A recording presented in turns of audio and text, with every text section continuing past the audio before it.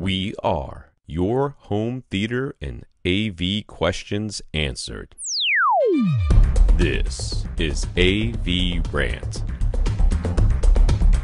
Want your home theater or AV question answered by Tom and Rob? Send it to question@avrant.com. Welcome to another edition of AVRant. I'm Tom Andrew, and I'm here with Rob H. This is AVRant. It's your home theater and AV questions answered. And I don't know, we don't have a review of anything this week, do we, Tom? No, my weekend was so full that I got no work done on AV gadgets at all. But that's fine. I mean, I have articles in the can ready to go, so that was fine. But this week has been not great.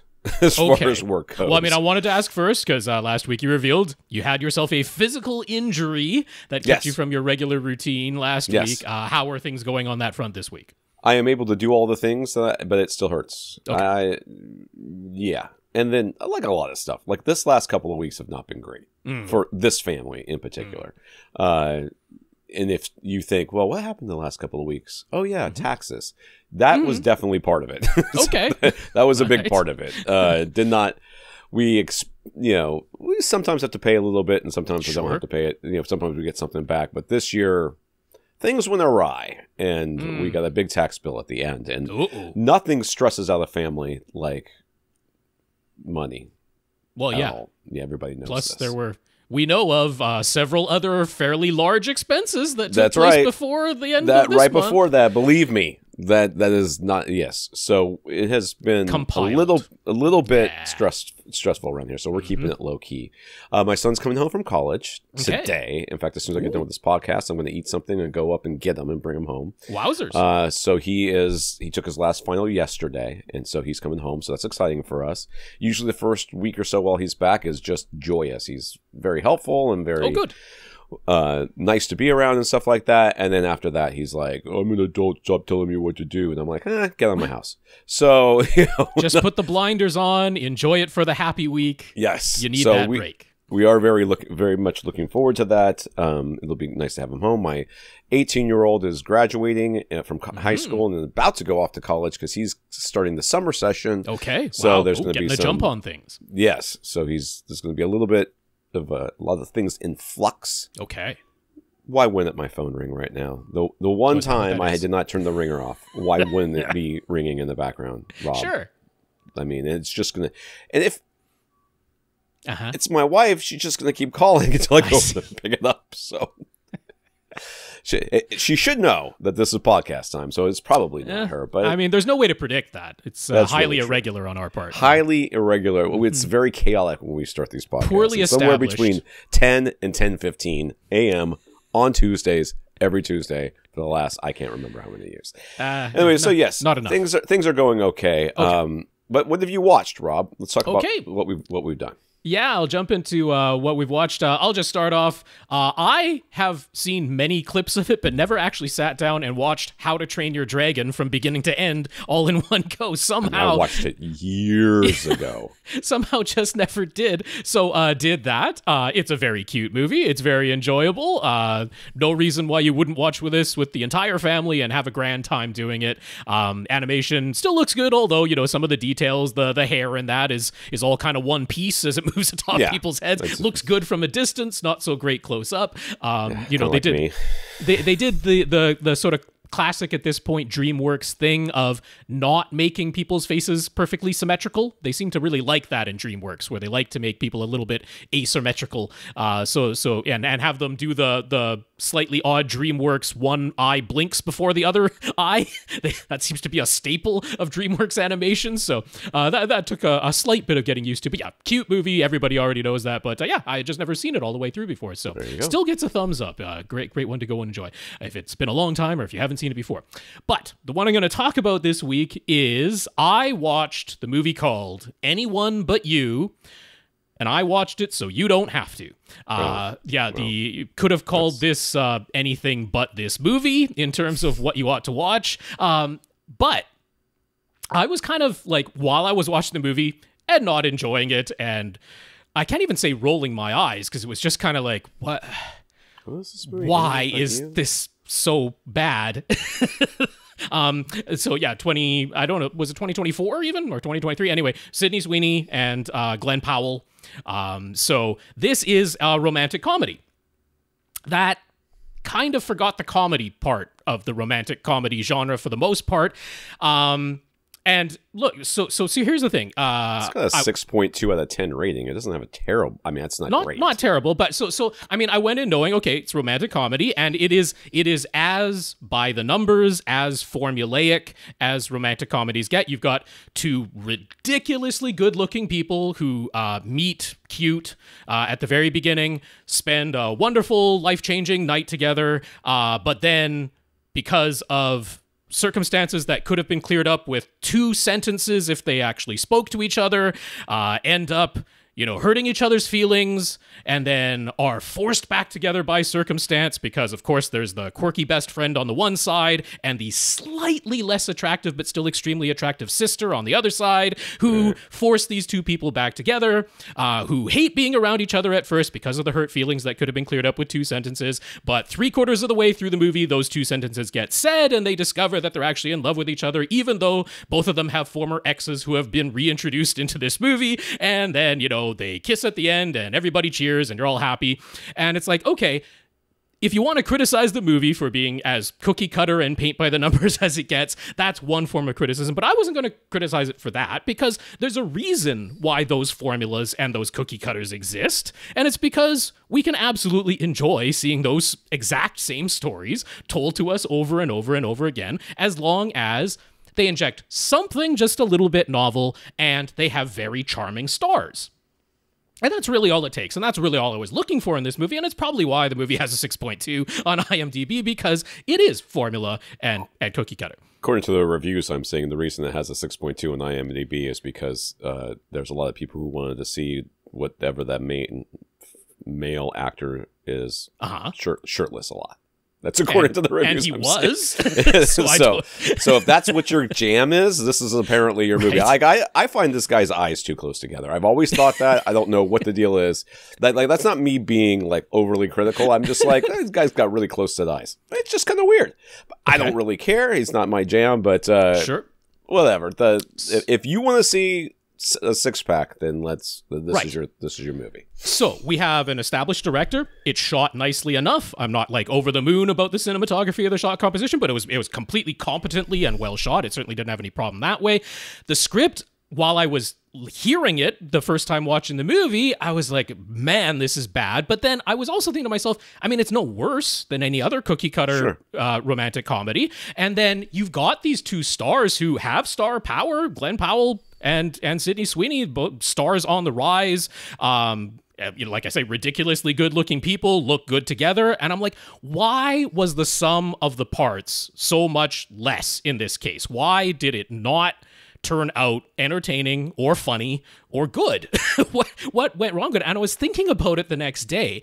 And what I did was, in my mind, I did the little mental experiment of, was like, probably a younger version at this point, but I was like, I replaced Sydney Sweeney in this movie with, oh shoot, her name just completely flew out of my head, even though I can see her face in my mind.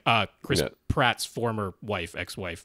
That doesn't know me. I'm sorry. Anna Faris. There, her name came back to me. Anna Faris. I replaced Sydney Sweeney in this movie with Anna Faris in my mind, and I replaced Glenn Powell with Ryan Gosling in my mind. Because I was just trying to think of, 2 really good-looking people who can be very comedically funny. And I was like, oh, wait a second. I went back through the movie with the same scenes and the same lines, but with what we know Anna Faris's delivery of those lines would have been like, and the wild-eyed look that she so often gives, and the thing that Anna Faris does better than just about any other actor in the world, which is the adorable idiot, right? Because she very often plays pretty dumb characters, but you still like her so much because she's just so adorable in the way that she does it. And I was like, oh, wait a second.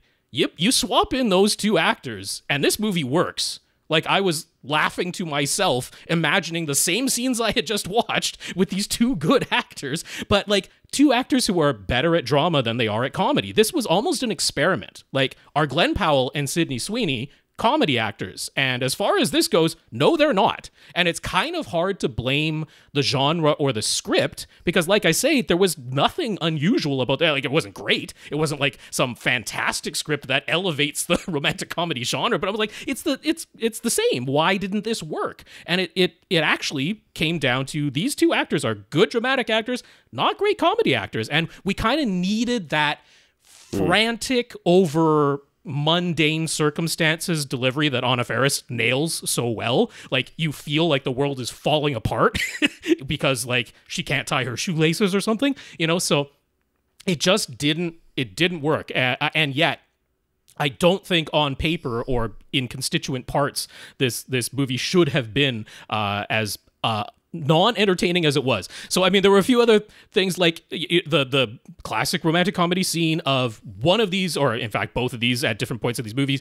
to ridiculously, chiseled-bodied actors that we have are on screen in an outfit that is smaller than they wanted it to be. Right? I mean, it's a classic thing that you're going to have. And it's like, so Sydney Sweeney's in a dress that's too tight and shows too much cleavage, and she has to be in front of her parents in this dress. And then Glenn Powell is like essentially in a bikini bottom at one part and, you know, thought he had trunks, but he didn't.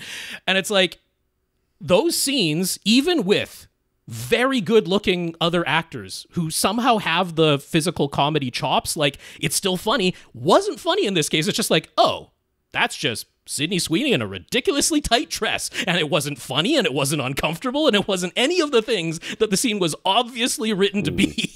And so, it was kind of like that throughout the whole movie. The stuff that could have been funny just wasn't. So, yeah, I found it more interesting in retrospect and doing that little mental exercise because I was like, yeah, there wasn't anything that was like overtly bad. You're talking a lot about a movie that nobody's going to watch based on your review. That's all I got to say. I don't know. I kind of want someone else to like commiserate. That's usually why I say these things. So anyway, I'm done with that. But yeah. All right. If anybody has seen this movie and thought, ugh, please email Rob so that he can feel validated in his feelings. Somehow loved it, you know, because I didn't. I missed it. I don't know.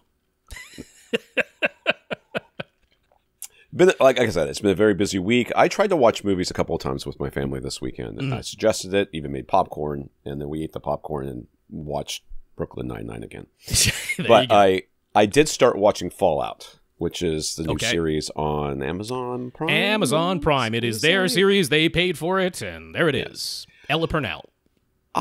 First of all, she is fantastic.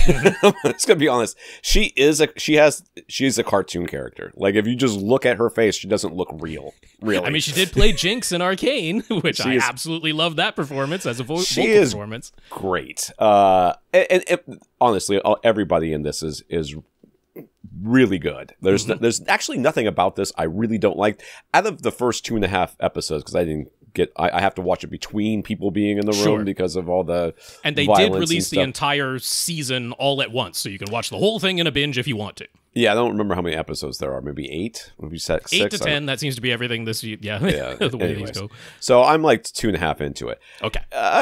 There's 3 separate storylines that are intersecting and between the 3 different characters that they have so far.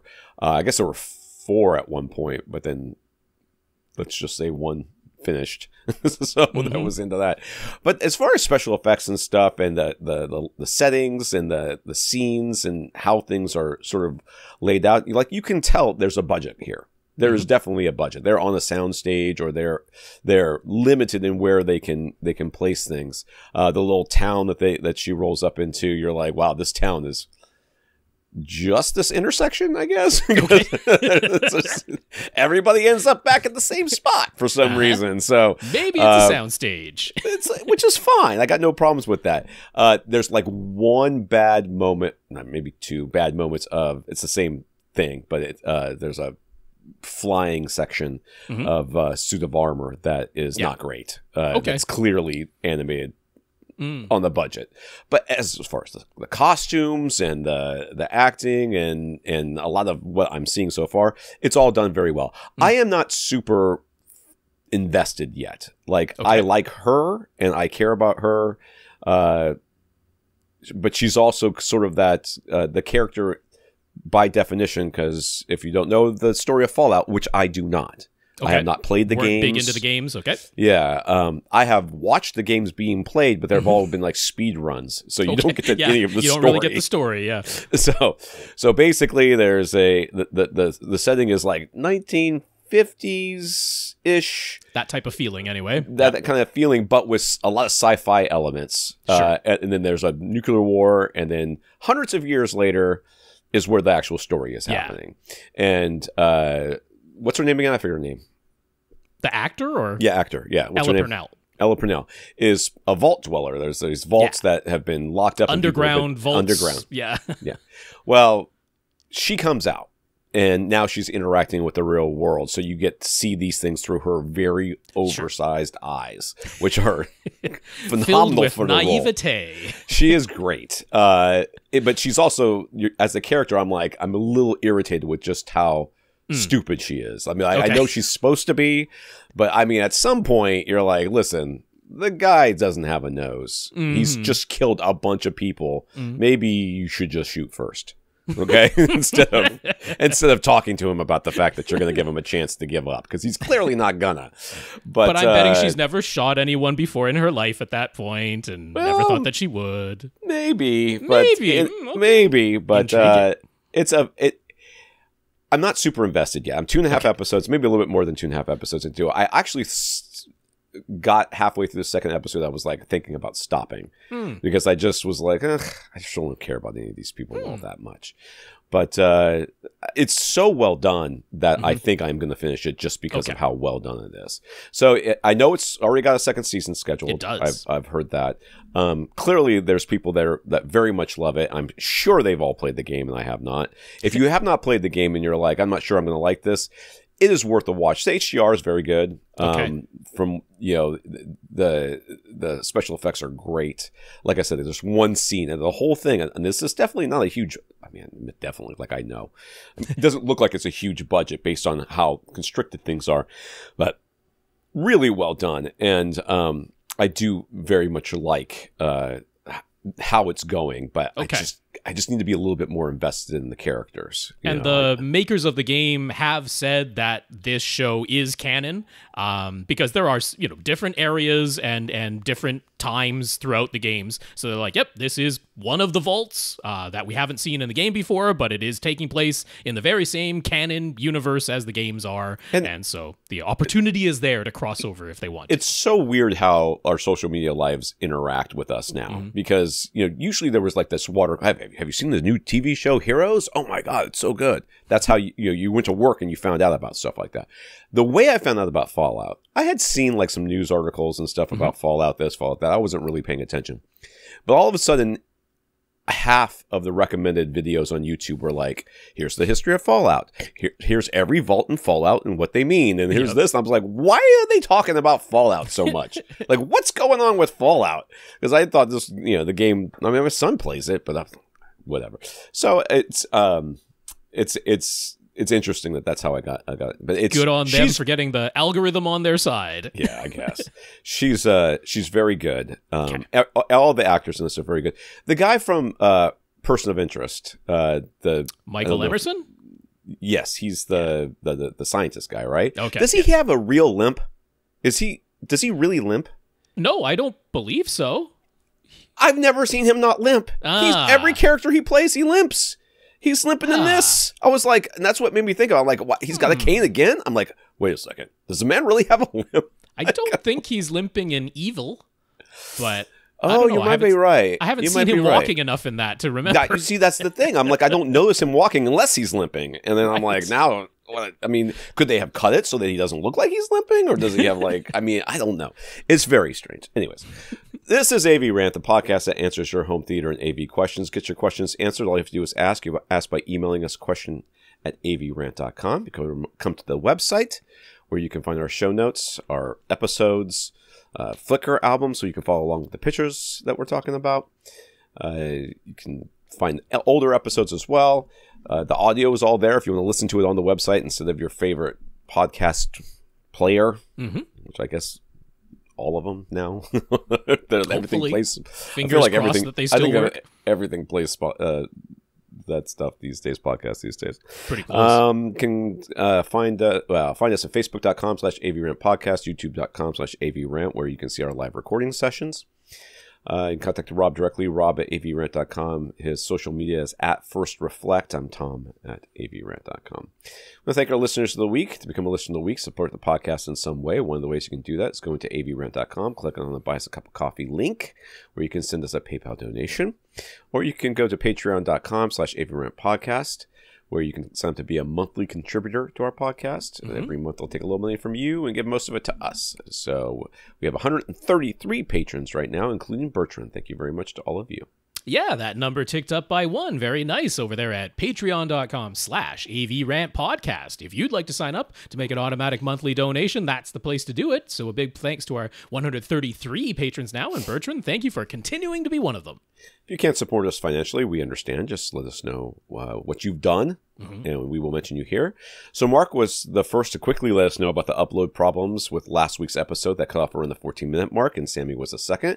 I will tell you, the way this happens is that as I'm uploading it, my internet hiccups, right? And it freezes. I can see the little progression bar freezes, and then it continues, right? Okay. And that's what happens. So that happened this week, and I saw it and said, "Ha-ha, I caught you." Yes. I stopped the upload. Yeah. I go to find the original file that was partially uploaded to delete it. It doesn't exist. I'm like, okay. Well, I caught it in time. So I re-upload it. Yeah. And it didn't work. Yeah. I guess it used the original partial file.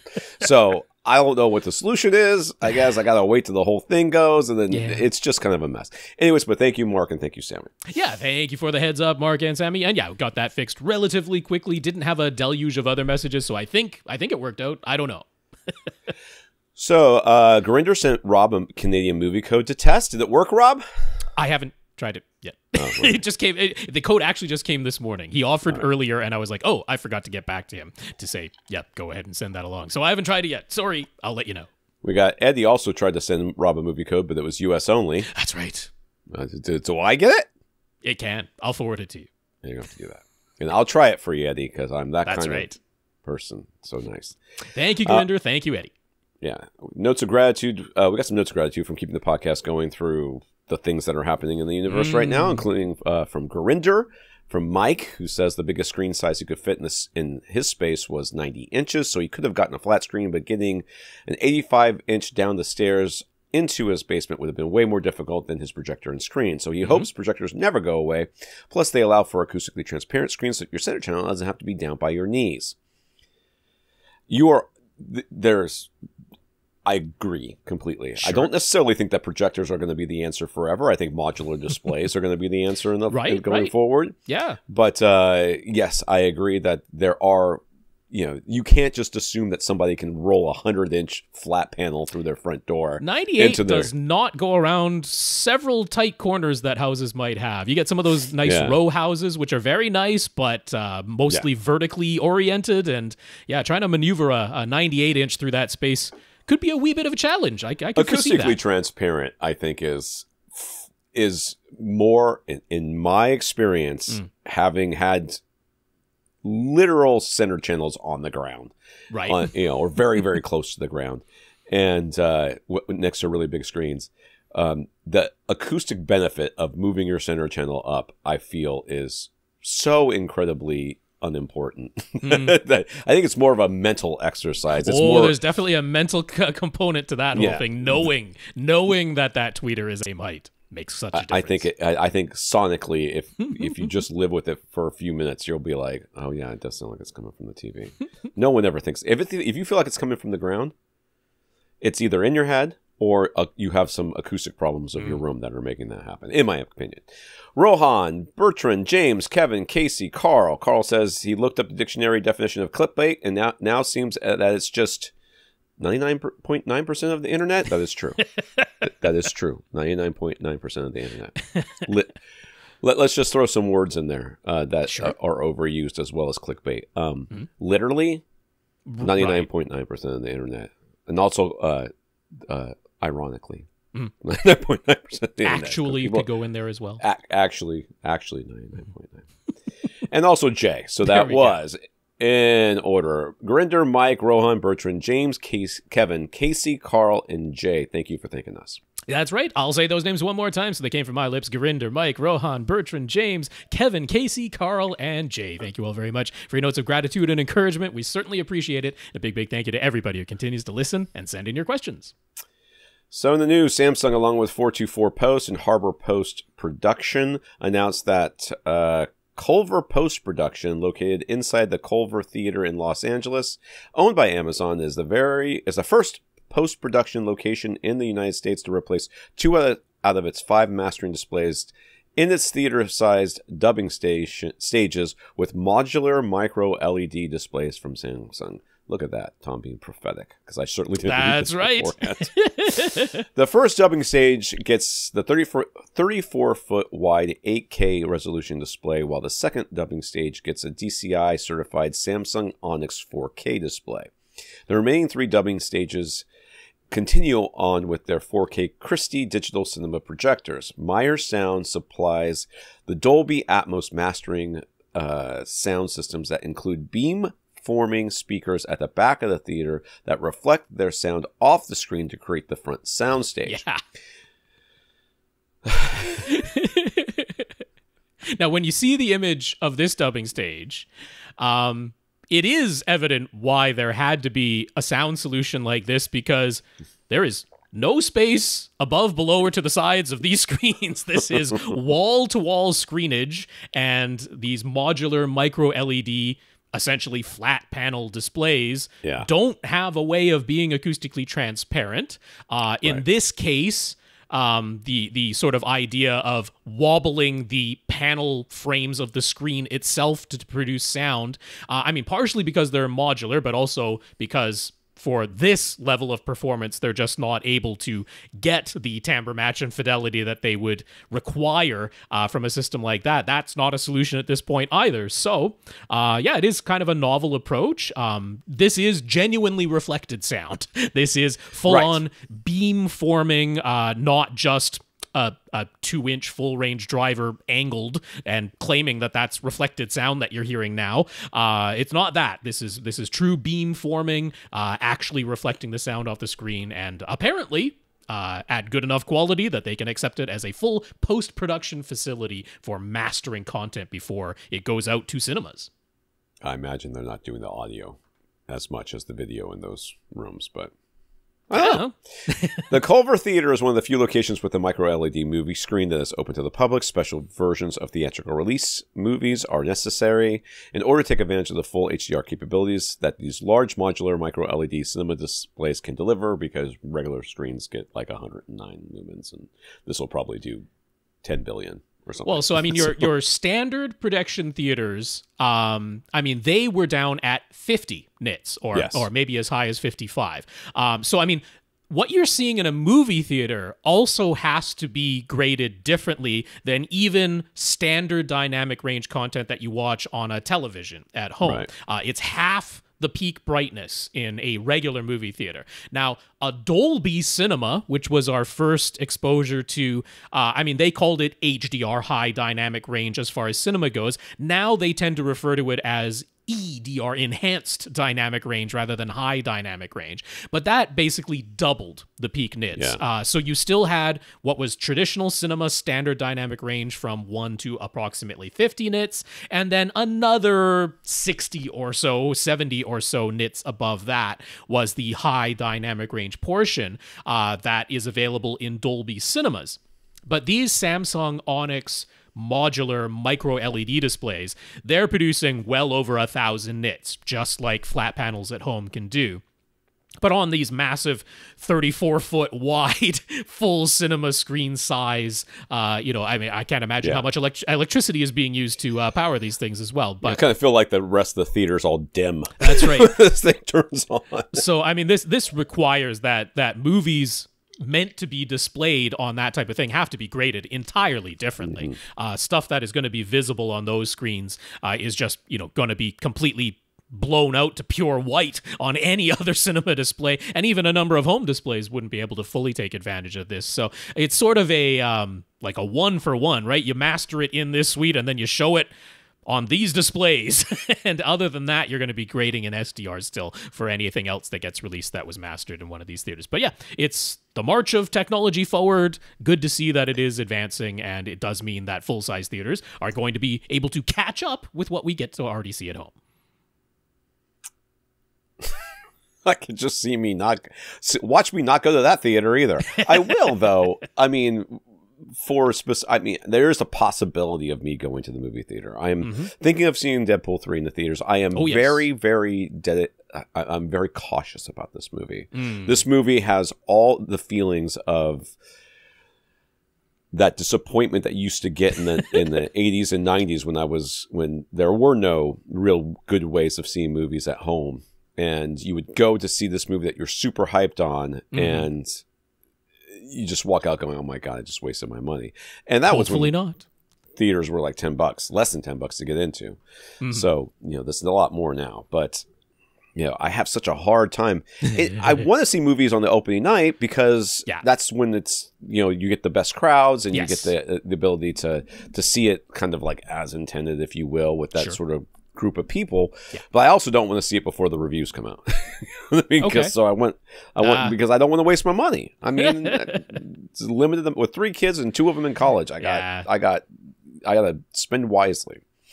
So in an interview with IndieWire about his upcoming Bruce Lee biopic, director Ang Lee, who I did not know was still making movies, but I'm glad he is. It's been a little while since he's released one. That's why this is coming up.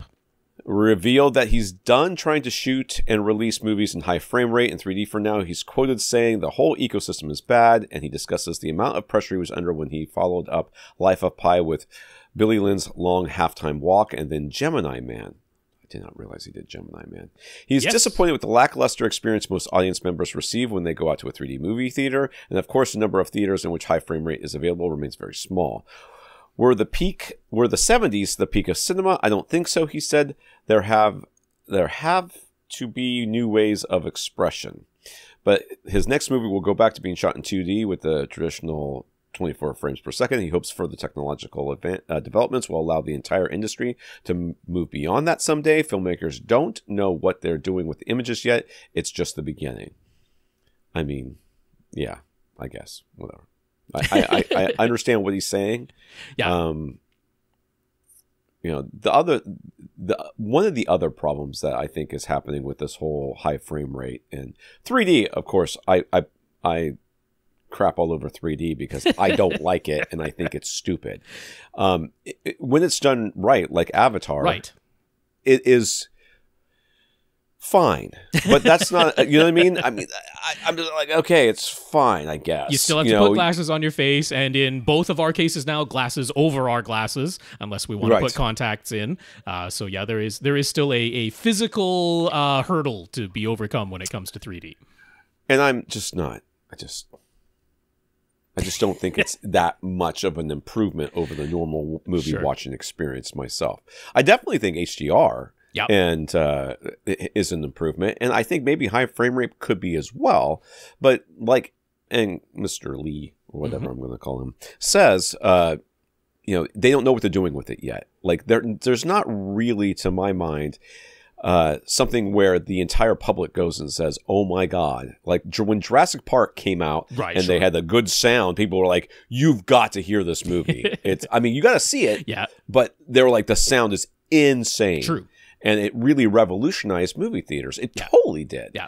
And not just because in order to show Jurassic Park, you had to upgrade your sound system, which everybody wanted to do because it was a huge movie. But on top of that, the other movies were being held to a new standard. That's not happened with 3D or high frame rate or anything else yet. That was the attempt with the first Avatar. And I mean, it did. It single-handedly changed the industry. There's really no debating that. I mean, 3D coming back to movie theaters was unequivocally because of Avatar.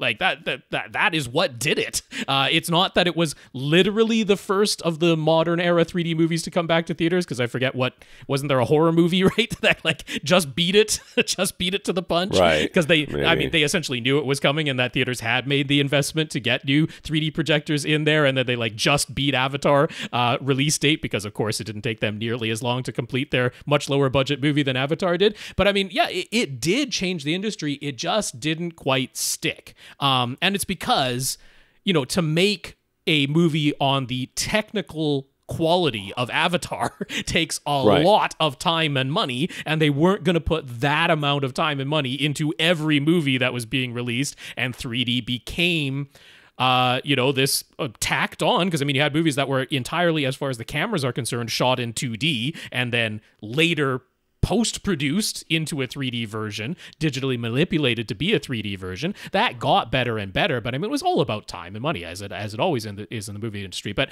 I included this news story just because I found it an interesting juxtaposition with the very prior story of we're starting to finally see these much more capable displays going into dubbing stages that are being used to make the final masters for cinema releases. We're seeing a handful of these new displays being available to the public.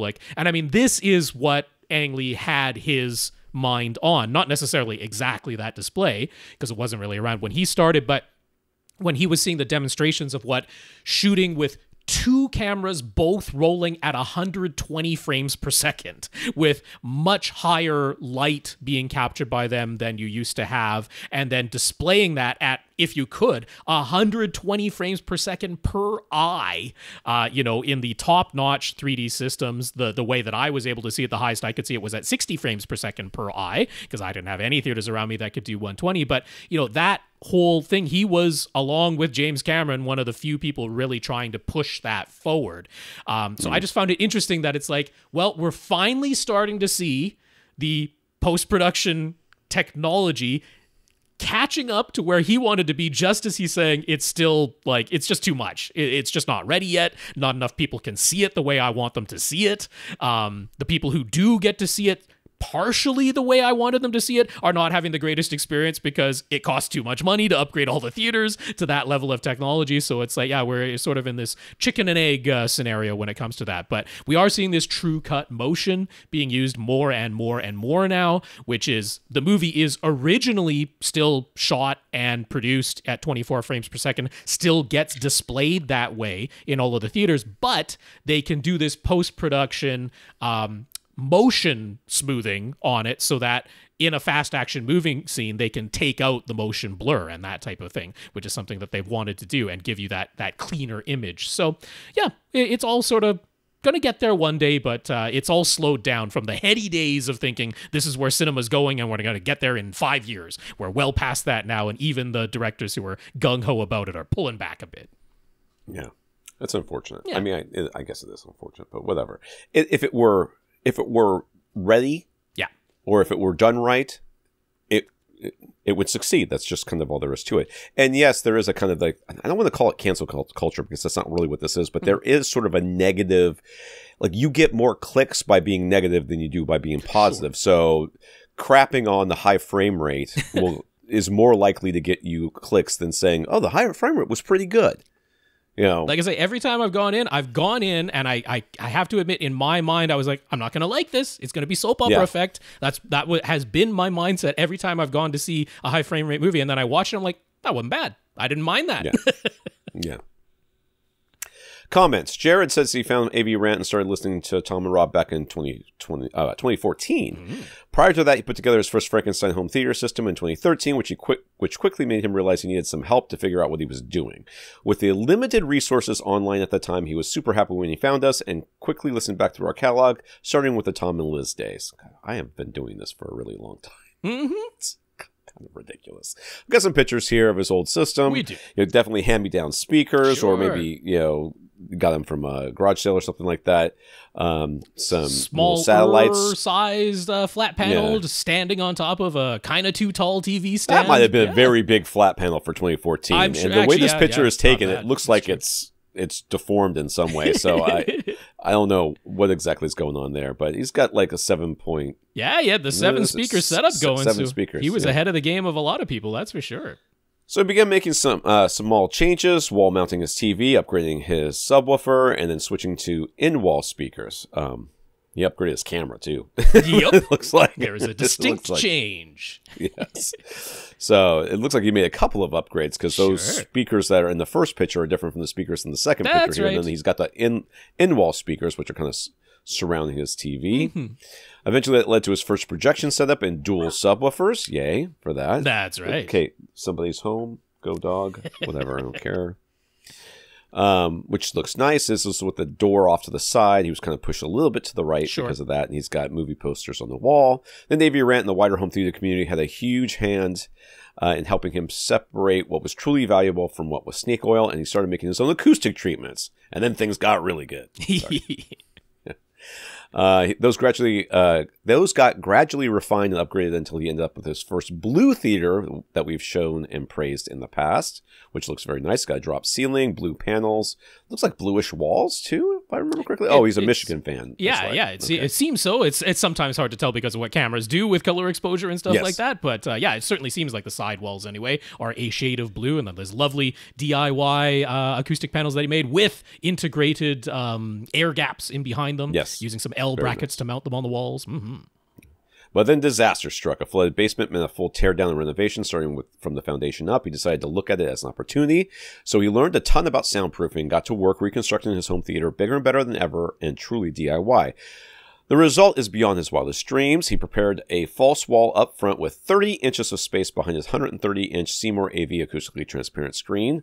After Tom just spent the last, I don't know how long, pooping on acoustically transparent, but okay. He took all of the spare Rockwell they had and pretty much filled up the space around his ELAC Debut 2.0 front speakers and 4 subwoofers he put at the front of his room. 4 subwoofers he put at the front of his room, 2 SVS PB2000s and 2 DIY Dayton Audio 12-inch subs powered by QSC amps. So he's got 4 subs up front, a whole bunch of it. I mean, like a whole bunch of Rockwell. Yes, indeed. That's a dead end wall system. And that is a bass trap. That is deep enough to be a bass trap. That is a bass trap. There's no question about he has that. Trapped the bass.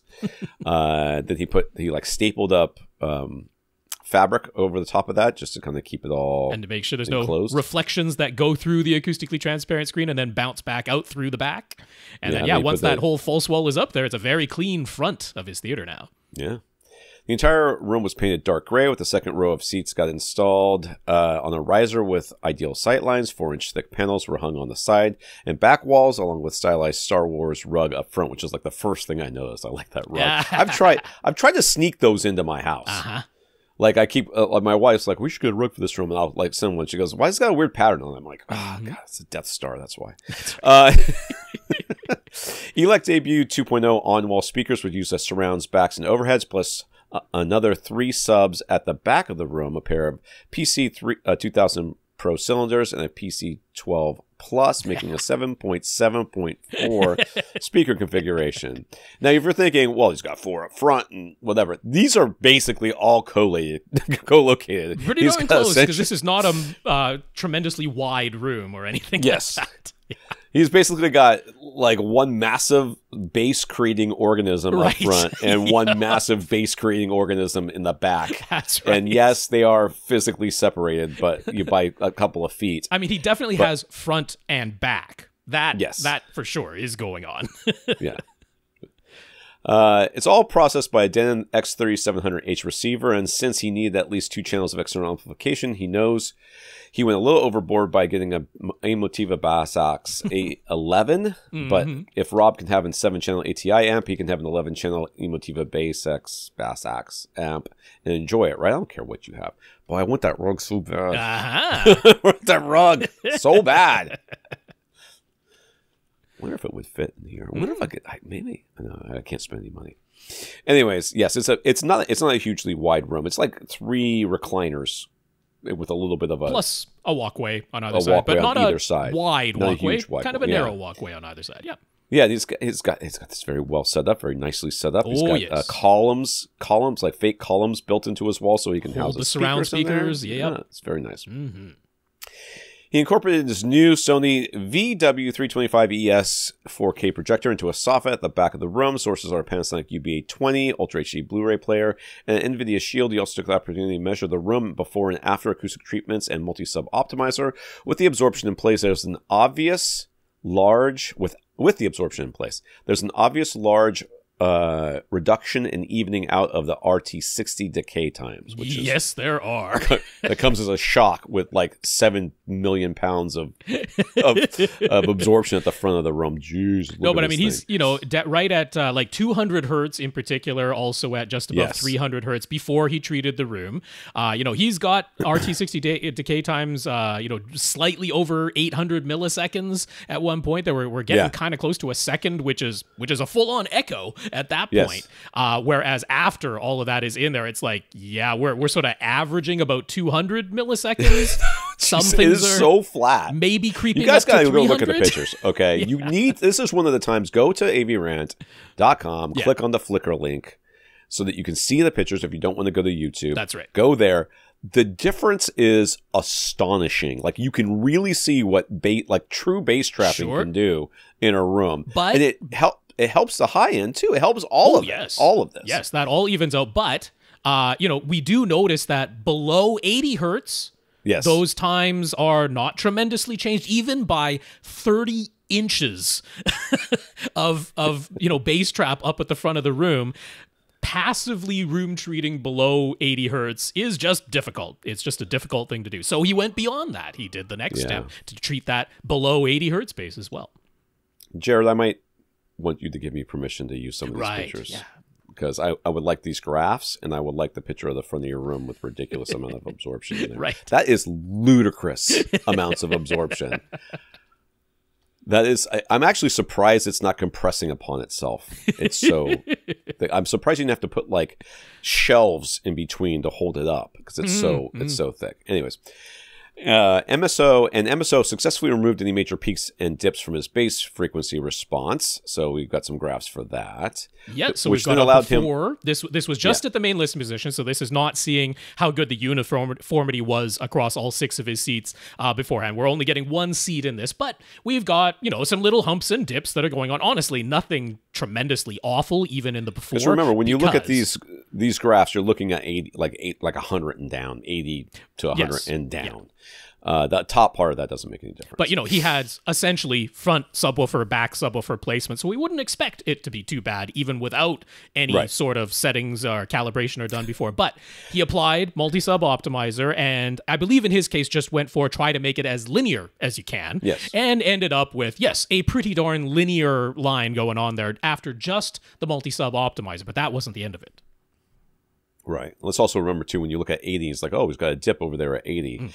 80 is where they're playing together. The crossover has begun, yes. It has begun there. So you expect there to be a bit of a boost if the speakers were involved, which then allowed him to run Odyssey Editor app and achieve what, for his room, is an ideal, gentle 10 dB rising slope in the bass with remarkable linearity. And then you really see it here. That's right. It's got the Odyssey. And this is how it should be run. You fix everything as much as you can, and then you apply Odyssey. At the very end is sort of that way of fixing it. Because the better you can make it before Odyssey touches it, the better it's going to be. You don't want to run Odyssey, have Odyssey do whatever it can do, and then apply EQ to it. You want to do that opposite direction. So he is over the moon with the final results, and now that his home theater is finally finished, I hope with some sort of way of keeping it from flooding again, he just wanted to share and say thank you to us and the entire home theater community, because he never could have gotten to this point without us.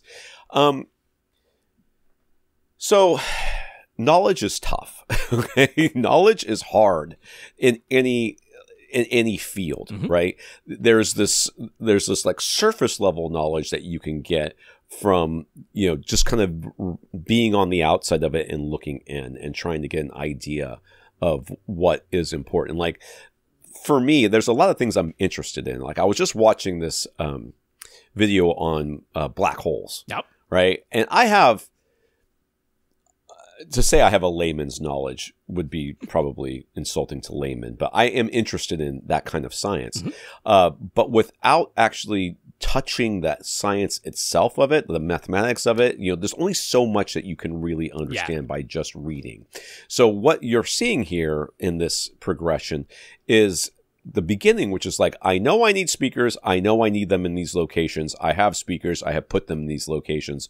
Wow, this is pretty good. But it seems like it could be better. But now that I've touched it, now that I've set it up for the first time, I'm more comfortable reading something and being able to understand it better. And you have a frame of reference. You have a starting point, a tangible starting point where you can make some changes in real life, not just theoretically, and see what those changes actually result in and whether the advice that you're reading or hearing is lining up with reality. That's kind of an important experiment to be able to run. The funny thing here, if I'll call it funny, the funny thing is I don't think he upgraded after his ELACs ever. I think he's been using these ELACs pretty much this entire time. Which you're like, we talk like people come to this podcast constantly, and if you're on Reddit at all they want to know is which speakers they should upgrade to.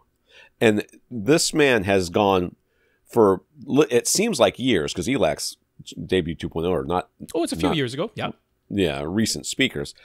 He has been living with these speakers and making steady improvements to his sound in his home theater with the same old speakers. And I mean, ELACs, could you get better speakers? Yeah, you could get more linear speakers that can play louder, or maybe not more linear, but you could get more speakers that play louder in the upper range. Yeah. Would they sound better in his room? Well, if they're going to sound better in any room, they're going to sound better in this room. So, but you'd be hard pressed to say that this man has not improved his sonic experience. It's pretty unquestionable. I mean, you just can look at the graphs, and the graphs are not subtle about this. And this is the way to do it. This is putting the money and the effort where it is making the greatest difference, rather than, I'm going to leave the acoustics where they were. I'm going to stick around here with my 800 great, plus millisecond RT60 decay times, and I'm just going to focus on getting more expensive speakers, which is what, of course, a lot of people do. It's easier and more intuitive to understand that.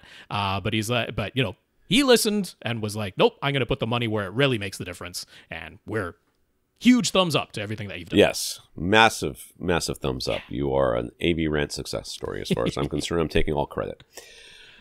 Get on to the questions here. Ryan has a Denon X3800H receiver. And the other thing about that last guy, okay, I forgot his name already, is it's like how many people would have had that system and gone, I need to get the top of the line receiver, or I need to get separates or whatever. Yes. He's rocking an X3700H, and he's like, that's all I need. It does all the stuff I needed to do. Why would I upgrade that when I could put 700 pounds of insulation at the front of my room? Like, my Lord, that is exactly he is exactly my whole, that is how I think about home theater. I'm like, just get it to do what you need it to do and stop worrying about these minor improvements when you can make major improvements by work big to small, working on your room. Yes. Big to small. Turns out your room is bigger than your speakers. Yeah. Ryan has a Denon X3800H receiver and a 7.2.4 speaker configuration in his home theater. By the way, if you don't have 7 subwoofers, what are you even doing? Who are you? Do you listen to this podcast? We all need to have 7 subwoofers now. We're the 7 sub podcast. Sure. The Denon powers 9 of the speakers itself, and a 2-channel Fosse amp powers his top rears. That sounds a lot like my system. The room for his home theater also has an area at the back that he uses as a home office. He likes to have the radio playing while he works, but he doesn't like having the sound coming from any of the floor level speakers, as they're a bit too directional and distracting. He just wants diffuse ambient background radio. So he wants to know if there's a way to only have the overhead speakers playing the radio while all the other speakers remain silent. And if that is possible, will it shorten the life of his Denon to have it on pretty much all day long, every day? I don't know that I don't know that anybody could definitively say that having the Denon on all the time will kill it in such a way. I mean, if there is a problem with a circuit board or a wire, will that be made worse by using it more? I mean, I think that's theoretically possible, but I don't know that, especially with the amount of power, it sounds like you'd be asking it to put out for just background music. Yeah. I don't know that I would. And without the video circuitry in play, which is where a lot of the heat actually gets generated, is on the video chip side of things.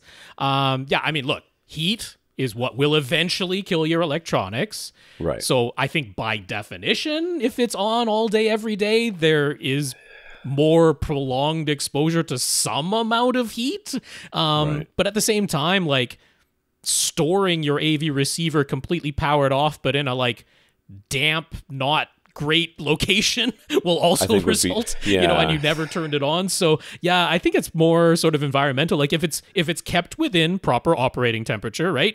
Gets to 40 degrees Celsius plus in your room, don't keep it on prolonged anymore. Hopefully it isn't that hot, because that's uncomfortable for you as well as your electronics. But, if that's going on, if the humidity is ridiculously high and you don't have a dehumidifier running, those types of things are going to have an impact. But yeah, no, I mean, this isn't something I would really worry about. It's not like I would avoid using your system the way you want to use it because you're worried that it's going to kill it 2 years faster than the 7 years after you already replaced it because you upgraded. Like, it's just, I wouldn't worry about that part of things. But as far as what you want to do, happily you got an X3800H, which does have the 2 speaker preset memories available in it. So that, combined with the other feature that your X3800H offers, which is being able to configure the speakers one by one to either be the built-in amplifiers and the built-in binding posts are sending out power, and at the same time the pre-outs are sending out power, or you can choose one channel at a time.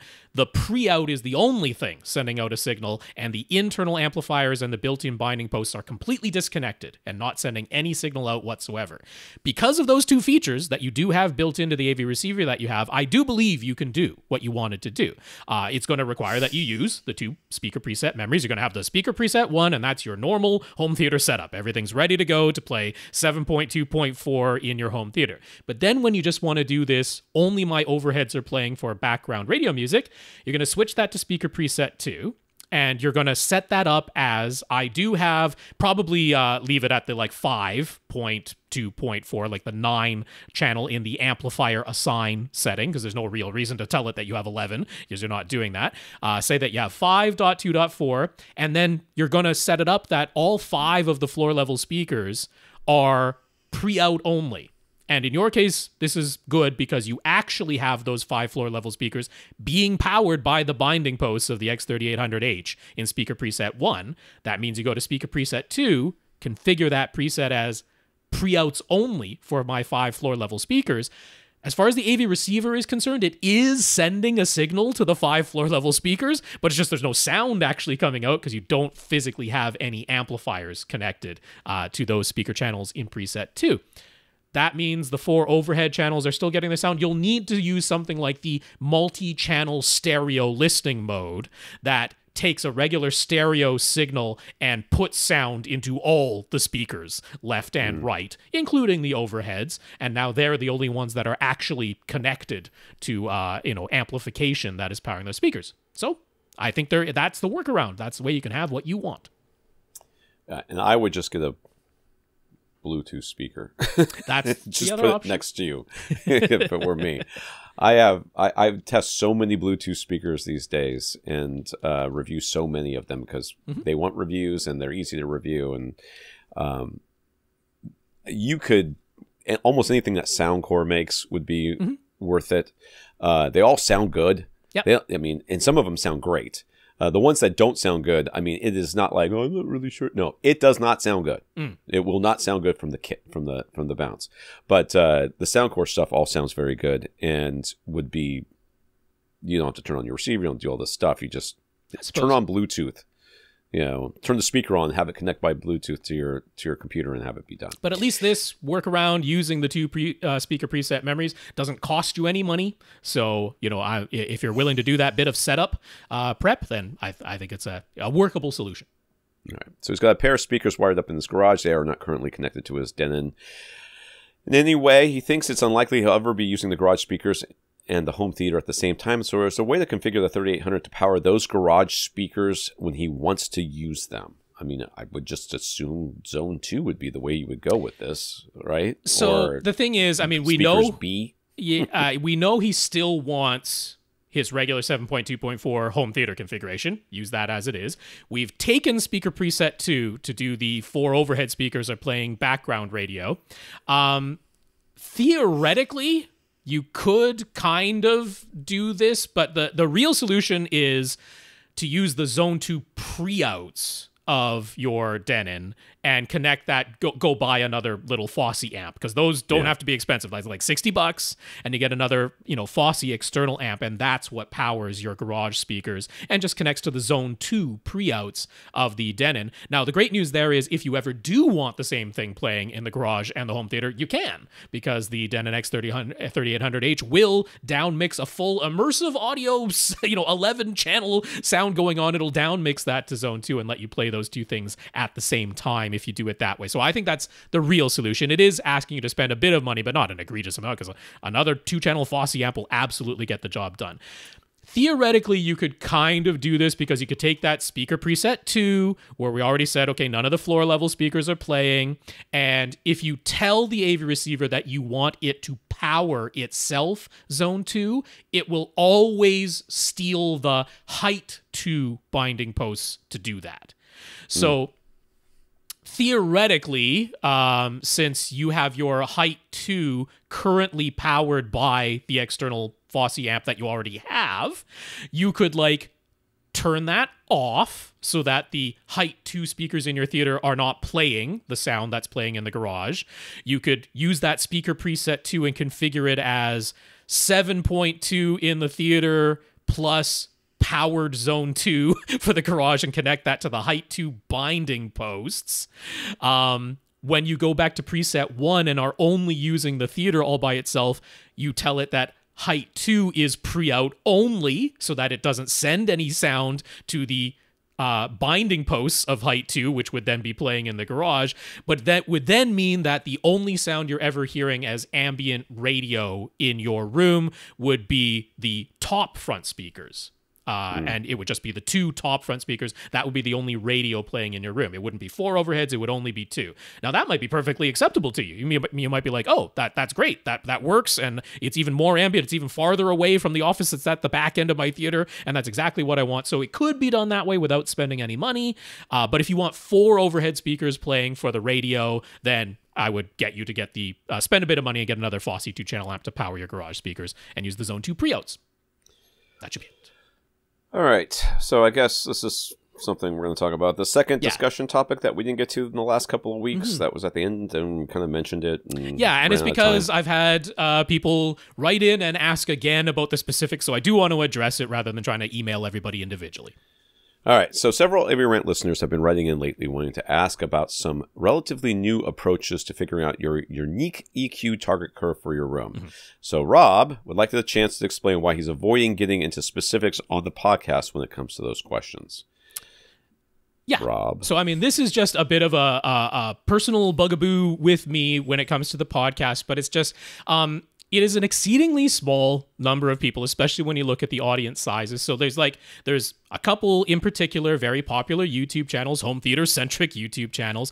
They're not the only 2, but there's 2 in particular that people are asking about because relatively recently they have released their approaches. In some cases, they're selling a solution. In other cases, it's something you can try for free and then purchase later if you want to continue using it. But it's basically a way of using their method of measuring it, a couple of different ways of doing it, sometimes using things that are already available with Odyssey, sometimes using stuff where you would definitely have to buy other equipment if you don't already have it. But, their approaches of taking measurements in their way, manipulating those measurements to create a room-specific, seating location-specific target curve, and then whatever method of uploading that to your system so that it can play back according to that target curve. And it's both popular amongst a niche crowd of people who are interested of getting that into the nitty-gritty of defining their system that way. But there's also very understandably quite a bit of confusion around how exactly do these systems work. Are they better, which is a very nebulous word when it comes to something like audio, but are they better than the, just running Odyssey as it is, or using the Odyssey editor app the way it is, or just running Dirac the way that it is, or any of the other systems, Anthem, Arc Genesis, or whatever it is?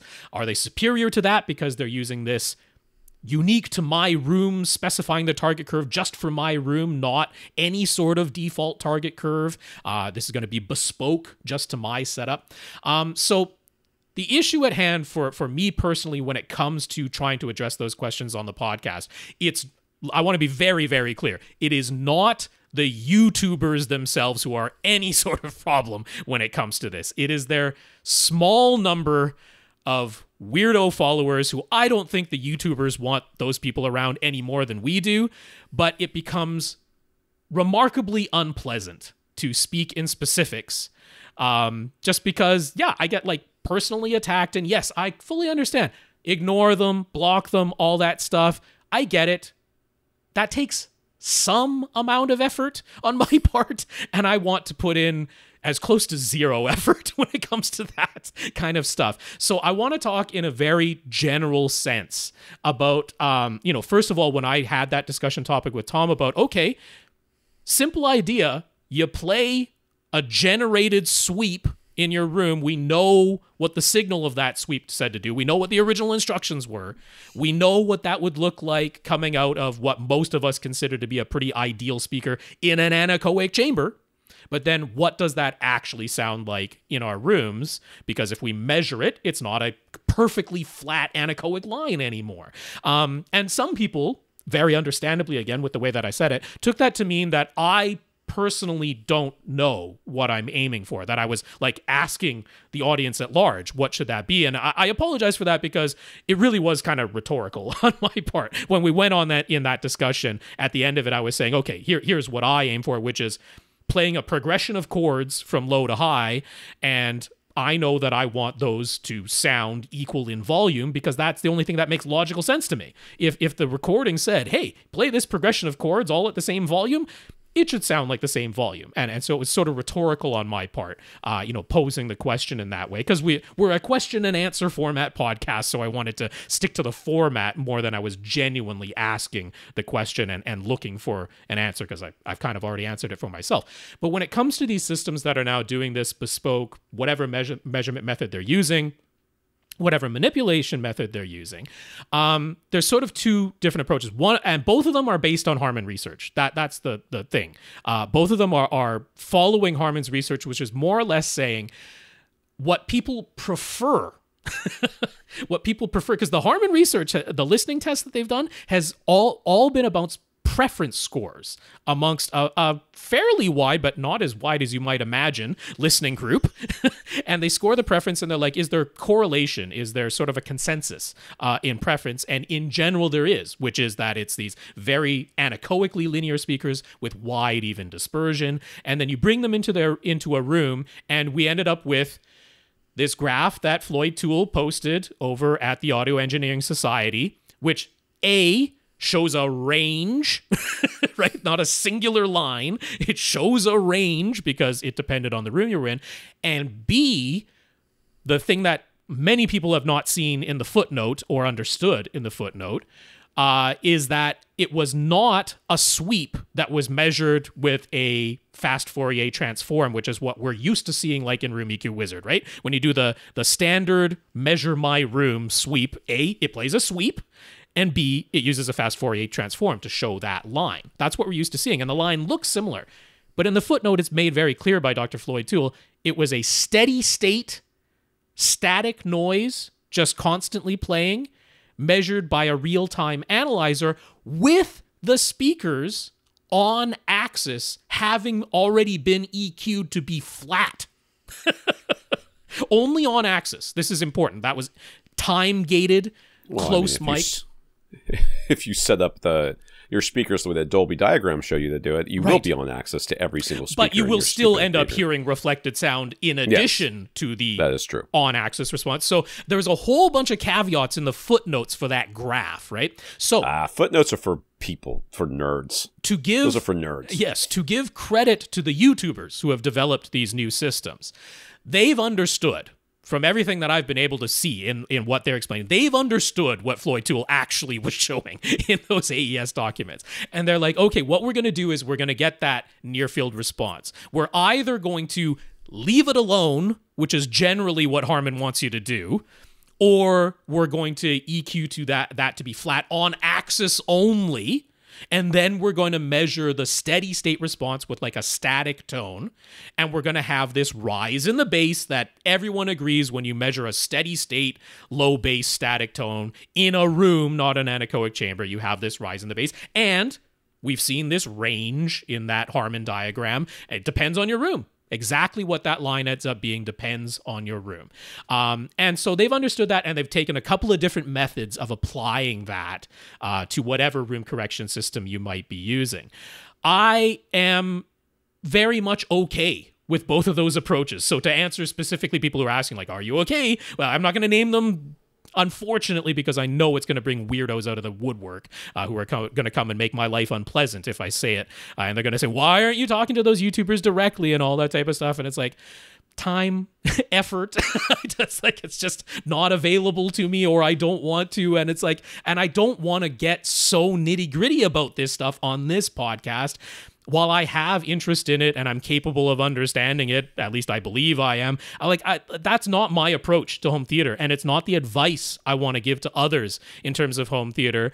If you want to get that nitty-gritty into these things and believe that there's somehow a singular correct answer to how to tune your audio system when no industry-wide standards exist, then talk directly to the YouTubers, because they respond to their comments. They're the ones who developed it. They're the ones who are doing it. I know you want like a third-party evaluation of it. If that's all you're looking for is like, should I give any trust to these systems? I say yes. There is nothing that they're doing in those systems where I'm like, oh, that's wrong. That's way far afield. It's going to give you bad results. No. They are following the Harman research. They've understood the Harman research. They're taking slightly different approaches of how to get to that same end point, but it's well done stuff. You can feel good about using it, and that's where I'm going to leave this discussion. Okay. I also don't think most people should do it. It's way more time and effort than you need to put in. I mean, all of our stuff on this, like I said, all of the stuff on this podcast is directed towards getting the best possible results with the lowest amount of effort. I mean, if you want to do a lot of the stuff that I say is more than the lowest amount of effort. That's for sure. Well, that's true, but a lot of times the questions are, I want to do this thing that is complex. Yes. And your answer is, this is how you can do it. It's probably the easiest way to get it done. Mm-hmm. And then my answer is Bluetooth speaker. So we definitely have the lowest effort answer on the podcast, and it's usually coming from me. Gurinder, as part of his DIY basement home renovation, Hope Theater renovation, Gurinder built his surround speakers into columns on his side walls. At the moment, the speakers are still visible. He was initially thinking he'd just cover up the entire column in speaker grill cloth for a uniform look, but now he's thinking some images printed on fabric might be nice to add a bit of character to his room. How acoustically transparent is the fabric we always recommend for getting printed images on acoustic panels? Is it acoustically transparent enough that it's okay to put speakers behind it? Will it mess up the sound in some way? So the big thing is that it's the way they print the image. So as long as the image is printed in it's like that dye. It's like dyed, the dye method. Sublimated dye rather than an actual like silk screen or even sort of like an inkjet printer where they're adding material to the fabric to create the image. The sublimated dye where it's just the fibers of the fabric itself take on a color. You haven't really changed the characteristics of the fabric. You don't want added material because that blocks a little bit of the sound. Yeah. I mean, if it were me, what I would do is go for the best, the acoustically transparent fabric, get the sublimated dye. If you if you can, and you should be able to. Basically, I mean, in our case, for the resources that we're aware of, means going to GIG. And I mean, GIG will do it. GIG will print you images on fabric and send you the fabric. It doesn't have to be a panel from them. They will do that process for you. But of course, there's a cost associated to that. And then just take the speaker grills off of your speakers. And then there you are. You're done. I mean, I don't really think that acoustically it's going to make a huge difference having the speaker grills on or off. Yeah, because I think it's because there are some fabrics that we've talked about that are not like fully acoustically transparent. Like the acoustically, quote unquote, acoustically transparent suede that we've mentioned, it's not fully acoustically transparent. It definitely blocks some high frequency sound from getting through it. There's not really much question. There's some of the, especially the completely no stretch fabrics, that they do attenuate some of the high frequency. How much you'd really hear it, because it's very high frequencies they're attenuating, pretty questionable. But I mean, like, objectively speaking, they're blocking some sound, right? If you get sort of like the what used to be performance knit, that type of thing that has some stretch to it and has a pretty open weave, it's very similar to speaker grill cloth. There's very little that's going different than that. So yeah, I think it's particularly for surrounds, it would be okay. The only thing I'm questioning is, if these were columns built to hold surround speakers, like, I'm not picturing a particularly large surface, like a particularly large face on that. I don't know, maybe you made, fairly wide columns and the speakers just happen to be inserted in those. But if it's kind of like, the sort of columns we normally picture having been made that are only a handful of inches wider than the front face of your surround speakers, I'm like, is that really the location to put images? Or would I rather put some images on larger panels that are on other parts of my wall that, look closer to like posters and artwork that we're used to? I'm just thinking physical size, what it would end up looking like. But if you go for something that's a fairly open weave performance knit, if you get it dyed by GIG for you, then I feel pretty good about putting that in front of the surround speakers, where I don't think you're going to really notice if like 18 kilohertz is a little attenuated, Yeah, exactly. That's what is measurable. Yes.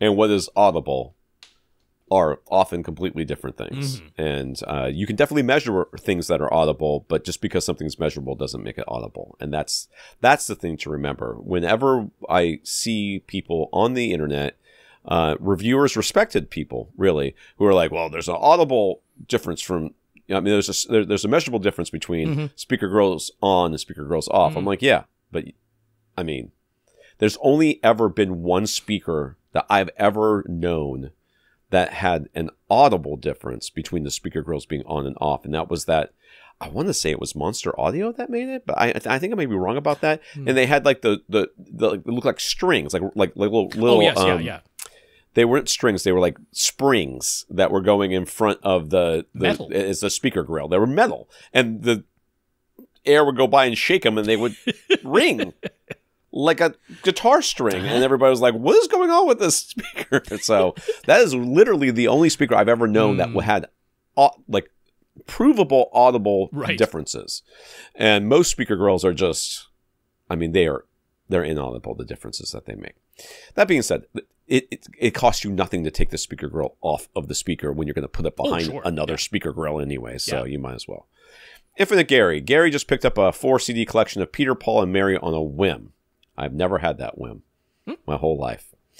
He had some fond memories of listening to their music many years ago. It probably was. Back then, he had only ever heard them over FM radio and through small, not-so-great speakers, so he was blown away. A veil was lifted when he heard them through his current setups.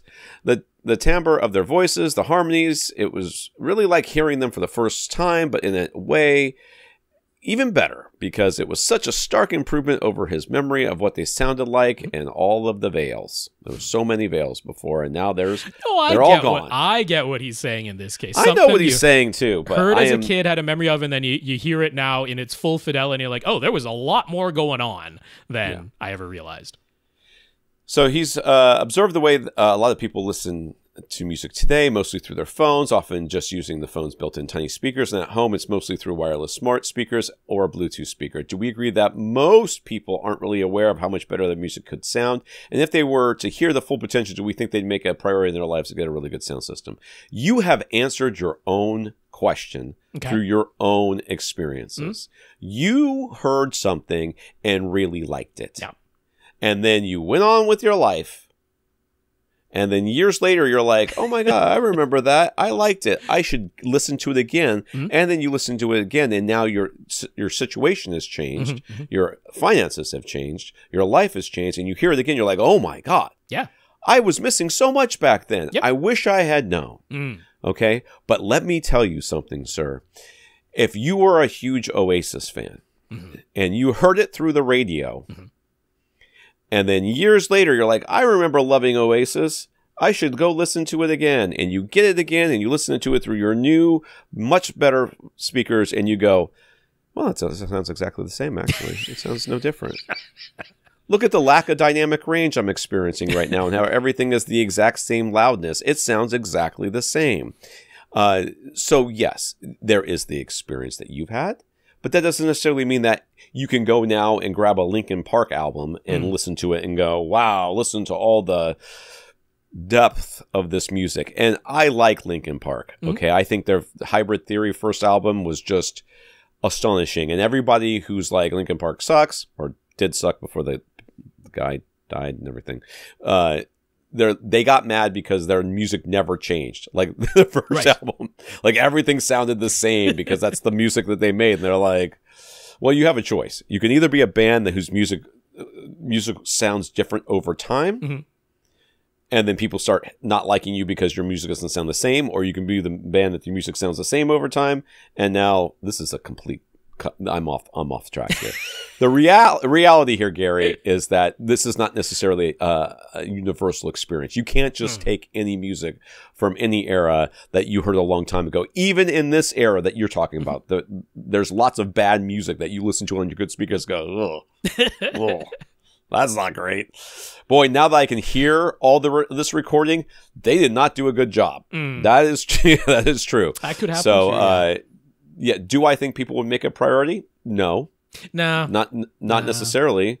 I'm not going to say that behavior, food, and stuff is important to people, and a lot of times that takes precedence over good music fidelity. Yeah, I'm not going to say that behavior never changes at all, though, because from my opinion, to add on to what Tom has said, I think where I've observed a noticeable difference is headphones.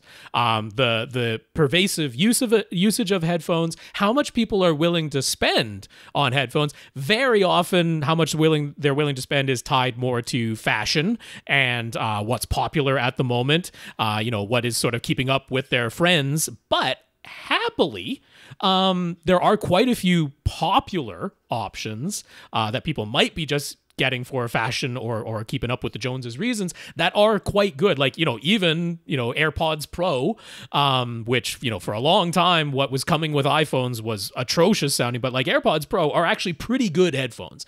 They measure quite well, they sound quite good, and they are very, very popular. And so if that's somebody's experience, I mean, I completely agree. Most people are not setting up a dedicated listening room. Most people are not going to be spending even $500 a pair on speakers, even though they might get pretty close to spending that on headphones. Most people are not doing that. I don't expect that behavior to change, not until they maybe get later in life and they just start doing that anyway as the disposable income, becomes more readily available to them. But as far as headphones go, like if somebody's wearing some half-decent headphones, and a lot of people are these days, I don't think they're missing out tremendously on the sheer audio quality that is available. I think I don't have objective proof to be able to say this for certain, but I think anecdotally more people are hearing better sound quality now than ever before. But specifically, I attribute that to headphone usage and the popularity of spending a bit more on headphones, mostly to keep up with your friends and that. I'm going to pause for just say that Tom's just back with the headphones on. I just finished up. We can go to Mike with you here if you want to. Sorry about that, guys. Okay. Took me a little bit longer to refill my coffee. But yes, that was it for Infinite Gary. We're on to Mike. All right. If he's being honest, Mike says it's been a long time since he's played a physical disc of any kind. Mike, I'm going to be honest with you. Before I got the OLED, I was in the same boat. Yep. I hadn't put a disc in since I got Dune. It was the last movie I had watched in here. And before that, it had been The Batman, I think. Mm-hmm. That's how, I mean, I just wasn't watching physical media all that much. I do want to pick up some more physical media, but again, taxes. So I won't be doing that. I actually have some bike stuff I want to pick up as well. My wife gave me the side eye. I was like, listen, it's in the Amazon cart. I'm going to wait until you start to settle down about that, because she does all the finances. Mm-hmm. You do not want me doing finances in this house. No one needs that. Every once in a while, she tries to convince me I should do it, but I'm not doing it. Streaming has taken over for Mike, but he's making improvements to his home theater. He has held on to some of his favorite discs, along with plans to pick up a bunch of new demo material. I don't know that I would recommend that, but let's just go on. He has also held onto his Oppo UDP 203 Ultra HD Blu-ray player, mainly because he actually bought a few DVD audio and SACD discs way back when. He wasn't sure if he could count on ever finding another disc player that could play them. Yeah, that's fair. Fair enough. I have a bunch too that have. I mean, thank God they don't just melt, because they would have. Well, by now. Disc rot is a thing eventually, so yeah, we'll see. So he also has a PlayStation 5. And he knows he can play Ultra HD Blu-ray discs there as well. But since he's been out of the loop when it comes to modern disc playback, is there any need for him to buy a new player? And if so, which one? Other than Dolby Vision support, which I doubt that was even a glimmer in anybody's eye outside of Dolby back then. Well, got some happy news. So, I mean, Tom is correct that if you are only using your PlayStation 5, it will not output Dolby Vision from Ultra HD Blu-ray discs that have Dolby Vision on them. It will not output HDR10 Plus if you happen to have a Samsung TV or another brand that does HDR10 Plus but not Dolby Vision. The PlayStation 5 won't do that from Ultra HD Blu-rays. It will output the HDR10, which is present on any disc that has Dolby Vision or HDR10 Plus. There is also an HDR10 base layer, and it will output that. And the PlayStation 5 in general is a very decent Ultra HD Blu-ray player. There's not really a need to buy more than that if that's what you have. But you also have an Oppo 203, and they kept firmware updating that thing for years after Oppo, the home electronics division, completely shut down. Right. And they added Dolby Vision support. It does Dolby Vision from discs. And in the final firmware update that they ever released, which I think was in 2018 or 2019, they added HDR10 Plus support as well. Okay. Well, it does everything an Ultra HD Blu-ray might possibly do. So in your case, there is truly no reason for you to buy a new player. You have an Oppo 203, and if that ever breaks on you, your PlayStation 5 is perfectly capable. You just won't have Dolby Vision anymore. If your display even has Dolby Vision. I don't know what your display is. Maybe your display doesn't have it, then it really doesn't matter. But just to answer for other folks, if they don't already have either of those things, or an Xbox Series X, which can also play Ultra HD Blu-rays, but not output Dolby Vision. Even though the Xbox Series X will output Dolby Vision for streaming services and video games, it won't do it for Ultra HD Blu-rays for some weird reason. But regardless, it'll still play the discs with HDR10. But for most people, I would say, if you want a player that you can go out to a store and purchase today and basically does everything, including Dolby Vision and HDR10+, that would surely be the Panasonic UB820. There's absolutely no reason for Mike to get that, but other people, that would be the one I would point to. And then the only other reason that somebody out there who already has a PlayStation 5 or an Xbox Series X might consider getting one of those Panasonic players is they do have their HDR optimizer. Right. The HDR optimizer is not frame-by-frame dynamic tone mapping. People get confused about all that all the time, and it's understandable that they do, but it is not frame-by-frame. Think of the HDR optimizer as pre-tone mapping. It still just takes HDR10, the static metadata, but before it comes out of the player, it tone maps it to some lower nit level that your HDR compatible but not exactly HDR capable display can handle. That's the advantage of the HDR optimizer from Panasonic. If you have a modern flat panel that's easily getting over 1,000 nits, you really don't need that either. So that would be the only reason. Maybe you got a projector, maybe you got an older low nit HDR flat panel, and you're like, oh, it could look a touch better with a Panasonic, but Other than that, keep what you got. Yeah. Rohan. Rohan recently bought a new 77-inch LG C2 OLED. Isn't that what I have? Well, you've got the 83, but it's the C2. I know, but it's the C2. So he just got the slightly smaller version. He loves it and kind of wants to baby it a bit. He's read all about burn-in, which I would not worry about, but okay. So he's turned on every anti-burn-in setting that the OLED has, and he's also heard about the automatic pixel refresher that runs every 4 to 5 hours of use when you put the TV in standby. How long does the automatic pixel refresher take? I didn't turn mine on. I don't know. I don't want my TV doing things when I'm not in the room. Well, basically, it is truly automatic. Vincent Teo, he refers to this as a compensation cycle because it's not like the old plasma thing where you had like a white bar that washed across the screen and tried to like evenly age the pixels. It is not that. It is all purely electronic, done in the background, where they're like doing these little pulse tests that like measure the voltage feedback, and they know what those readings should be, and they have a whole lookup table for all of those, and it basically just compensates all the little patches of pixels so that none of them appear obviously, like when you show a uniform white screen, none of them appear obviously brighter or darker in like little patchy areas or anything like that. It does this compensation cycle. It does that all in the background, unbeknownst to you, but it does require that the TV is plugged in. And just to answer directly, it takes about 10 to 15 minutes. That's how long it takes. You're not aware that it's going on. If you interrupt it, it's not a problem. It'll just do it again the next chance it gets. And it is a cumulative running every 4 to 5 hours. When it gets a chance, it'll do one of these compensation things to make sure that a uniform white screen remains looking uniform white. And then every like 2,000 to 4,000 hours, which is a wide range, but like basically when it detects it, it has a longer compensation cycle that takes about an hour to run. So you can kind of look up how long have I used. There is a thing in the general tab, how long have I used this TV? And if you're, getting closer to 2,000 hours, you might expect at some point there's going to be one of these longer compensation cycles that runs. So he asked because electrical service in this area is really poor at the moment. There are frequent power fluctuations since they're bad enough that he's blown power supplies and other devices in his house. Surge protectors don't seem to be enough, so he really doesn't want any damage to happen to his OLED. He would much rather unplug the TV completely when he's done, but he's heard that he shouldn't do that with an OLED because of a pixel refresher. It won't work if you unplug it. That's right. So after he puts the TV into standby, how long should you wait before unplugging it from the wall? 1 hour, more or less? I would get like an APC or something, right? You need a voltage regulator. Because that will regulate the voltage and will protect your TV. Yeah. And you can leave it plugged in all the time, yeah. which is...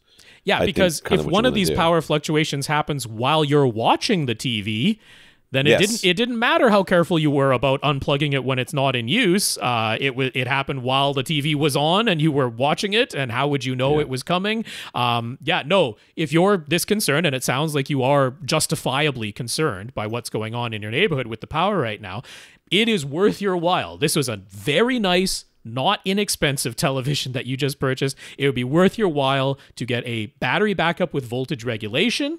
That's what I would do for sure. Yeah, that reminds me that I have my OLED plugged directly into the wall because I don't have an extension cord long enough to get it back to the APC. Yeah. So I need to do that. I'm gonna order that after I finish. The other thing I just want to mention is with power protection like the APC units, they do not last forever. The surge protection that they have, the voltage regulation can more or less last forever. But if there's an actual thing that trips the surge protection, that has a lifespan on it. Those do not last forever and ever and ever. So if you have some noticeable surges, be aware that thankfully with the APCs, they will eventually just trip and then not let any power through. So it remains quite safe with them. But just don't expect that it's literally going to last forever and get mad at them when a surge kills your surge protector. That's what it's supposed to do. The surge protector dies and costs a lot less than your TV, but you will need to replace the surge protector. It did what it was supposed to do. Yes. So he's got a bunch of Blu-ray and Ultra HD Blu-ray backups in MKV file format. He just saved them all to an external USB hard drive. He wants to play them back on his TV with full Dolby Vision and Atmos support, but with a minimum of hassle. Is considering buying an NVIDIA Shield Pro, but is that expense really necessary and worth it? He isn't all that keen on setting up a whole Plex server to do this. he was hoping that it's just a way you can plug the USB hard drive into a player, browse the MKV files, and I want to remind people that if I have a motto, and I have many of them, but one of the main ones would be, the minute you use the word just, you are grossly oversimplifying the complexity of what you're about to say next. Browse through the MKV files and just easily play them back that way, but with full audio and video quality. Any thoughts or suggestions? Yeah. It's just.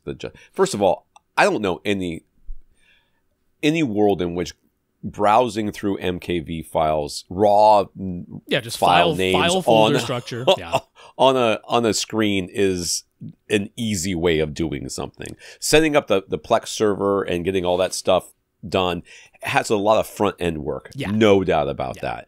But in the long run, it is way easier than having to hand a remote to and teach everybody in your family, oh, this weird number letter combination is the movie you're looking for, and not, or you have to navigate through all these menus and look for this one specific file to press play on. I don't think that that's the way to go. But go on, Rob. So I'm going to flat out say you do want to get an NVIDIA Shield. It doesn't necessarily have to be the Pro. But if you do what my final recommendation is going to be, then it would be the Pro. But regardless, an NVIDIA Shield is the way you want to go. If you want to get full audio and video codec compatibility and output from that device, then the NVIDIA Shield Pro or NVIDIA Shield anyway, is the device that you want to get to do this. Now, there is a piece of software available just in the Google App Store called Just Player. All one word put together, but Just Player is the piece of playback software. You might be familiar with other playback software like VLC or something like that, but Just Player is one where you plug in the USB hard drive to the NVIDIA Shield, you open up Just Player, you can browse through the files, it's just file folder structure like looking at a file explorer, and you hit play as long as it's an MKV file, and 90% of the time, it'll play, and it'll do so with full Dolby Vision and Dolby Atmos support.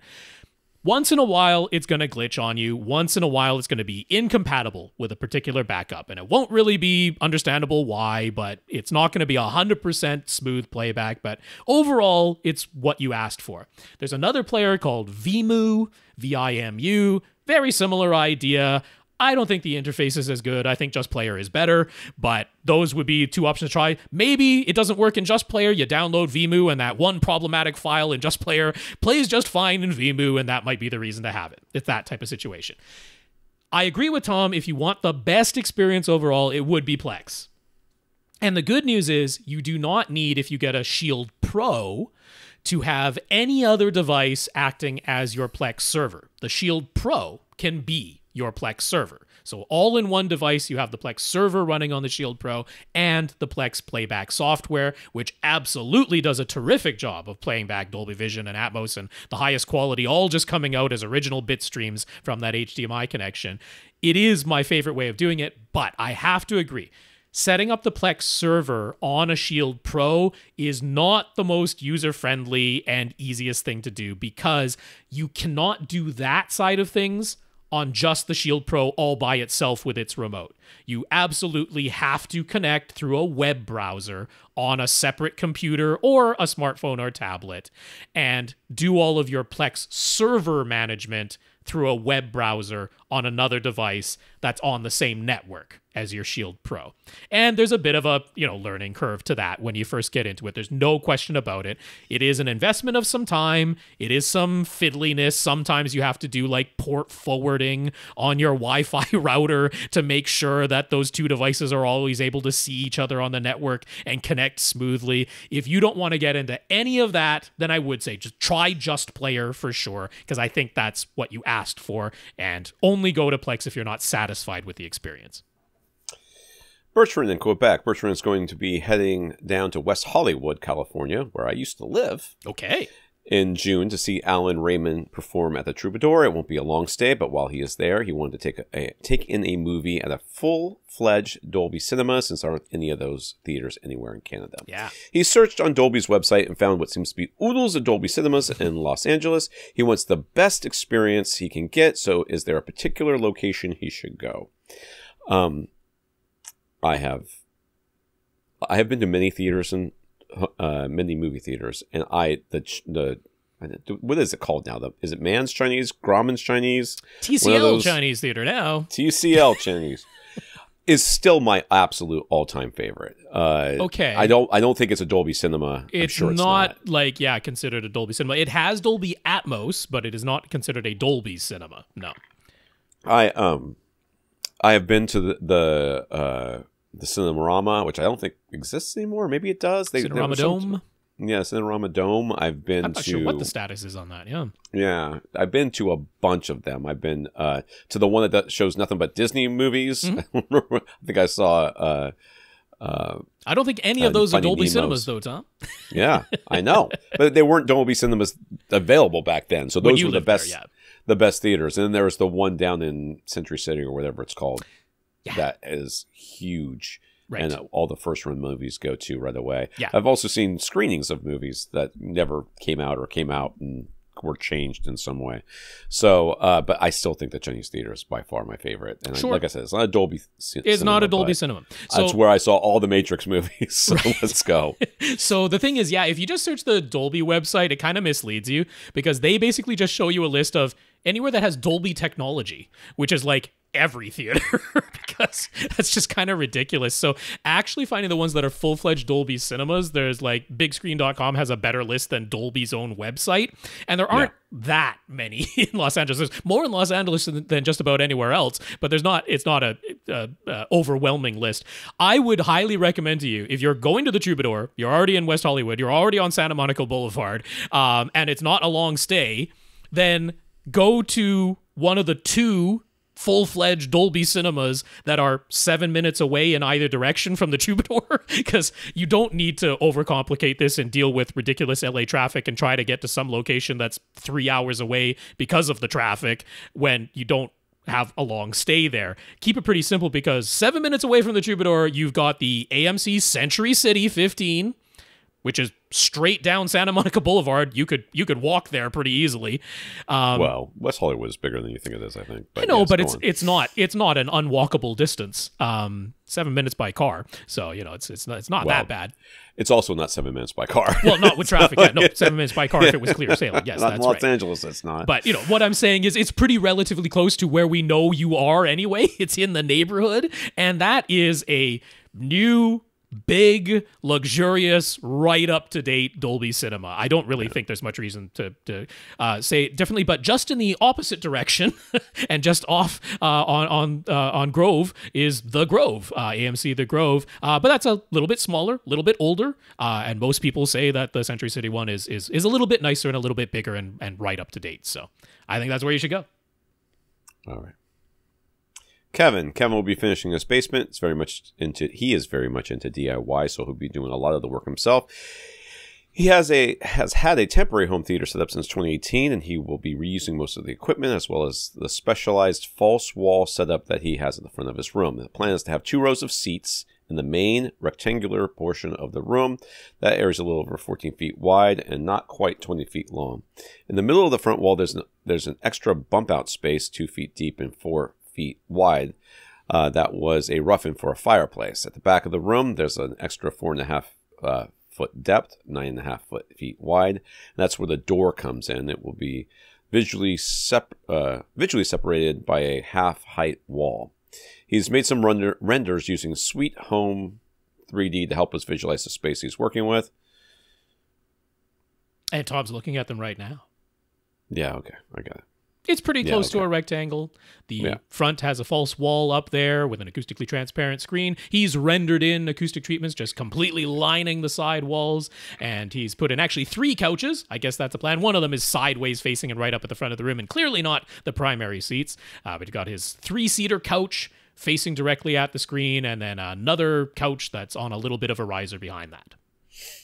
His plans for the room are basically set. about 20 years ago, he built his own LCR speakers using Audax HT speaker kits made by Joe Appolito. He actually used to have matching surrounds and surround backs as well, but those stayed at his old house when he moved. He only has the front, left, center, and right speakers now, and he loves them. He already has a false wall system that he's been using since 2018. He's got a DIY acoustically transparent screen that he tends to continue using, and it's surrounded by a black velvet false wall that also includes boxes to cover a sump pump that's in the front left corner, and one of his DIY GR Audio 12-inch subwoofers that's in the front right corner. The false wall will also visually hide his AV cabinet at the front of the room, and he plans to keep all of that as is. His second matching subwoofer will go in the rear left corner of the room, but of course the room is not actually a perfect rectangle. He hopes his mini DSP will be able to help him sort that out if needed. Yep. He'll be using his Onkyo TX-RZ50 receiver to power everything. Now, I guess it's the first actual question after all. That's right. That's the setup. When we got the lay of the land.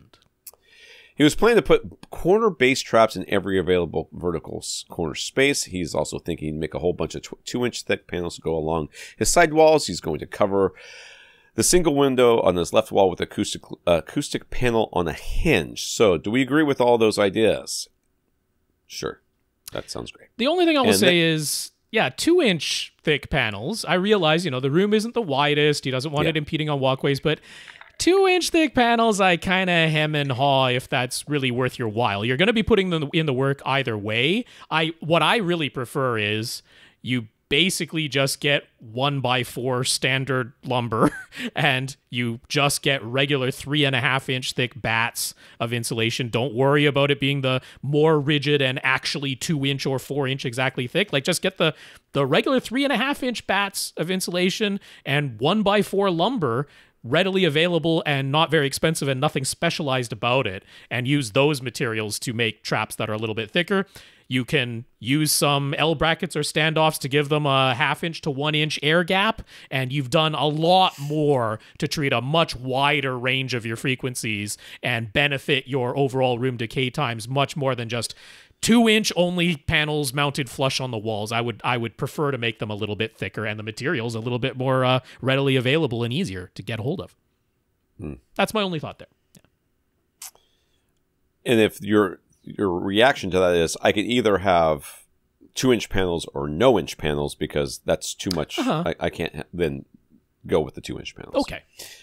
What do we think about filling in that 2-foot by 4-foot bump out space on the front wall with insulation? It'd be visually hidden behind his false wall and acoustically transparent projection screen.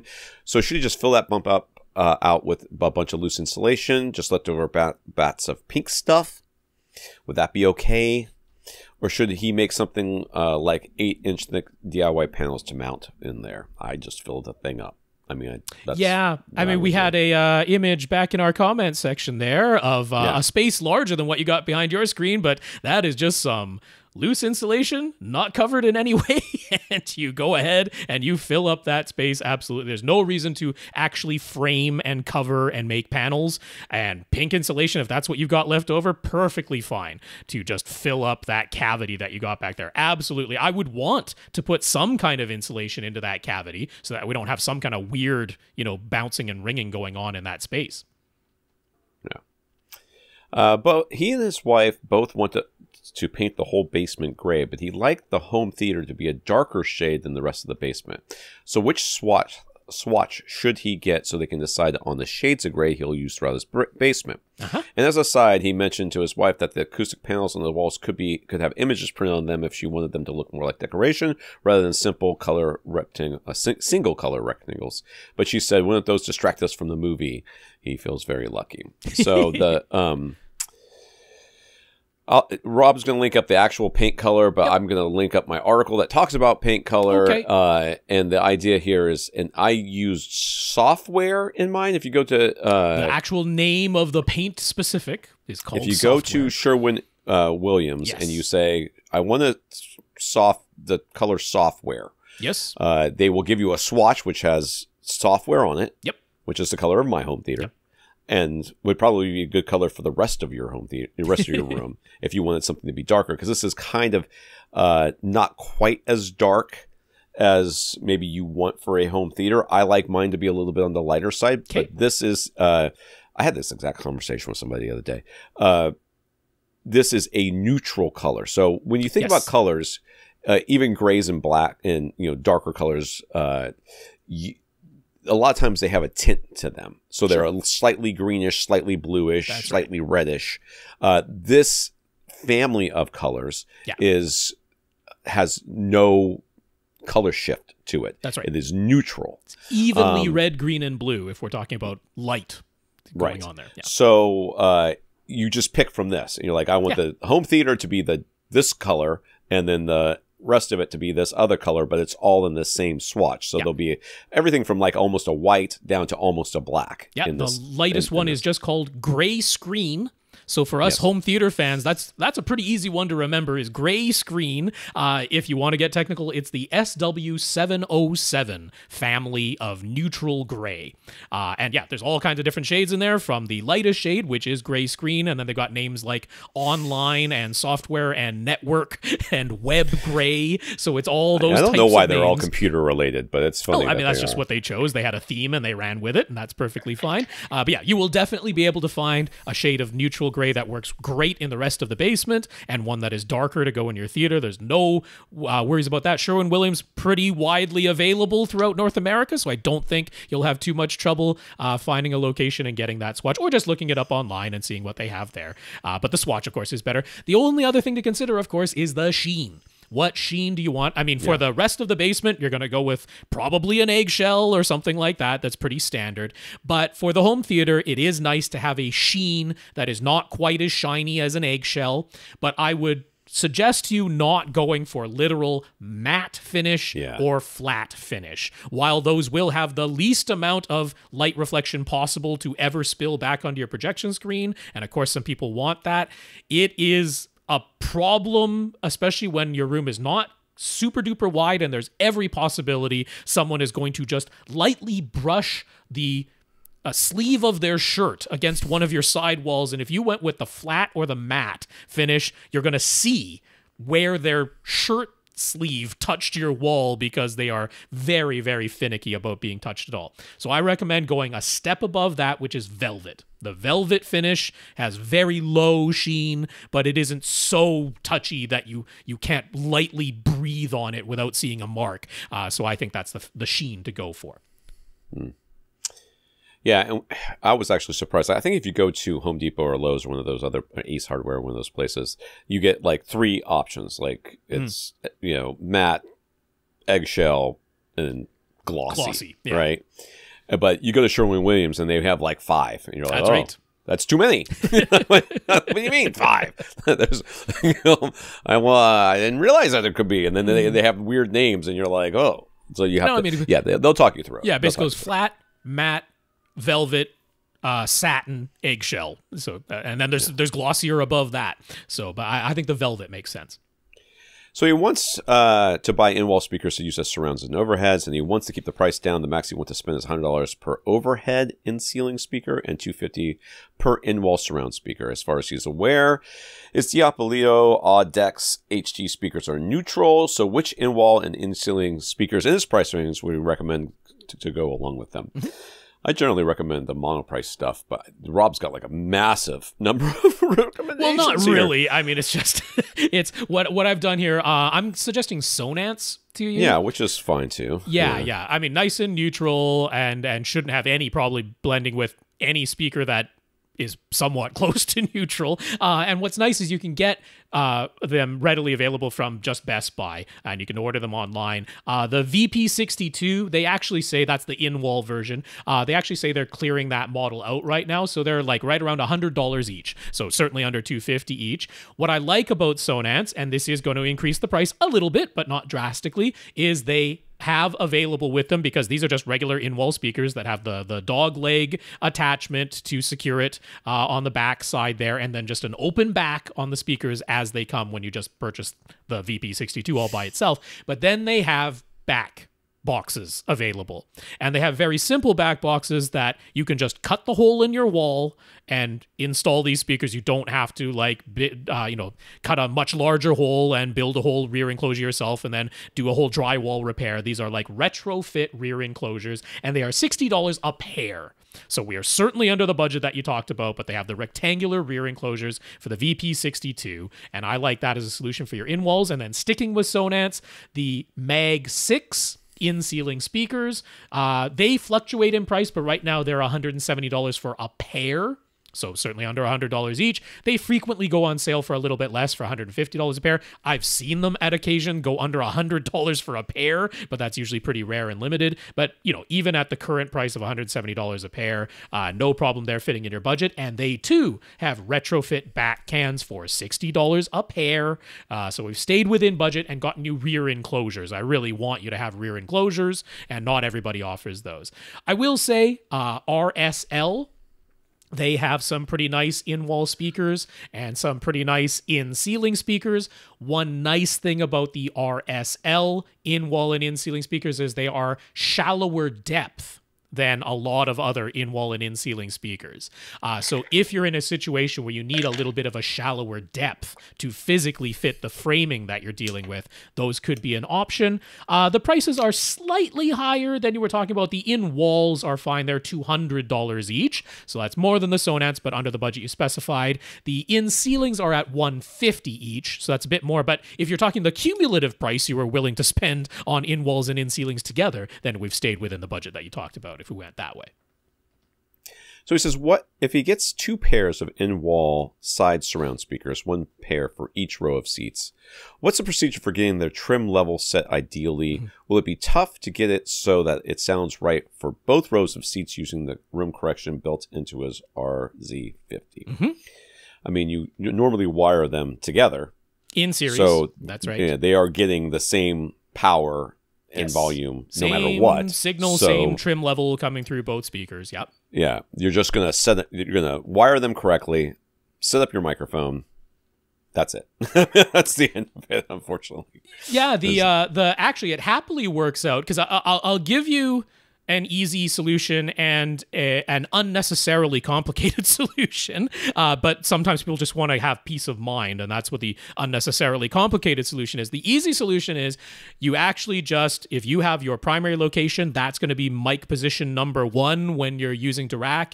That's the location that's going to be used for setting the distances and trim levels. What you will have naturally in that scenario is you have your 2 pairs of side surround speakers, but one of those pairs of speakers is physically closer to that microphone position than the other one. But they are both going to be playing together, and when that combined sound reaches the microphone, it's going to be the same as if you were sitting there and just hearing that combined sound, which is predominantly the speakers that are directly to your sides or just slightly behind you. That's mostly what you're hearing, with a little contribution from the speakers that are farther back behind you, assuming your front row is the primary row. And if you flip that around and did it in the back row, you'd have the same thing. There's a combined amount of sound that's coming from both pairs of side surrounds reaching that back row of seats. Most of what you're hearing is the back pair of side surround speakers that are physically closer, with some contribution coming from the side pair that's in front.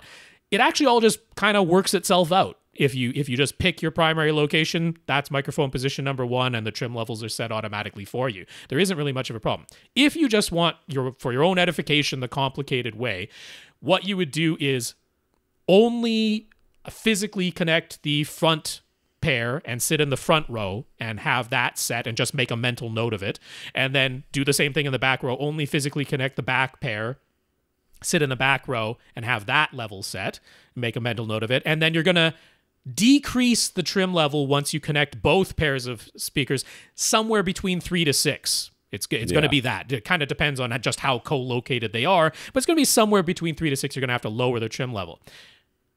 That happens automatically just by doing the first approach. But if you just want your own edification of, I know for sure this was the right level in the front row and then the right level in the back row, and then I compensated for adding that second pair of side surrounds by lowering the overall trim level by the combined amount that's going to be added to it, somewhere between 3 to 6 dB.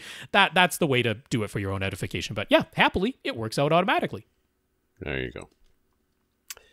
How much time do we have left here? This will probably be the last one. Yeah. Weird. Everything stopped working. Oh, of course. Casey is trying to decide what his next couple of home theater upgrades should be. Tom is going to say acoustic panels, and Casey agrees. A project is already underway to make and install as many panels as his wife will tolerate. He's guessing that'll be 7. Well, that's the right number of subwoofers, too. Just let your wife know. Look at that. But after the acoustic panels, he's thinking new front, left, center, right speakers might be his next purchase, and he wants to get our thoughts. The room is roughly 13 by 20 by 7 feet tall. There's an entrance to another room that they use as an office, but it has a door. He installed a solid color door at the top of the stairs, and there's a louvered door that leads to the utility room on the back wall. He knows that means his pair of SVS PC 2000 cylinder subs have to contend with additional volume and air in there, but that doesn't seem to be any problem. And the louvered door is required by code, so there's no changing that. We do recognize that. Yep. While it isn't literally soundproof, it's good enough that nobody gets woken up if he uses the home theater at night, so no need for extensive renovation or additional soundproofing. What is that above the TV? I am confused as to what I'm seeing. I don't exactly know. Yeah. It looks like a hole in the ceiling. What is that? I don't know if that was like a former fireplace, potentially, or... Oh, that's weird. I do not know. Yes. That's very strange. Anyways, other than the weird hole to nowhere in the ceiling, the rest of it looks pretty good. Well, maybe that's a casement window that's just been covered over by a black cloth. Why is a subwoofer on top of a board? I guess the floor seemed too squishy without it. I mean, it's got the isolation feet because it's an SVS. You know what it doesn't have? It doesn't have that bottom plate that normally comes with those things. Well, PC2000 never had the bottom plate on it. That stopped back with Maybe the NSDs. He's afraid that the woofer is going to hit the carpet? Maybe. I mean, if it's very squishy carpet and you've got the compliant feet, it could squish down there. Anyways. Yeah. Talk about nitpicking this dude's room. He recently switched from a projection setup to using a 2.35 to 1 CinemaScope screen to a 85-inch TCL QM8.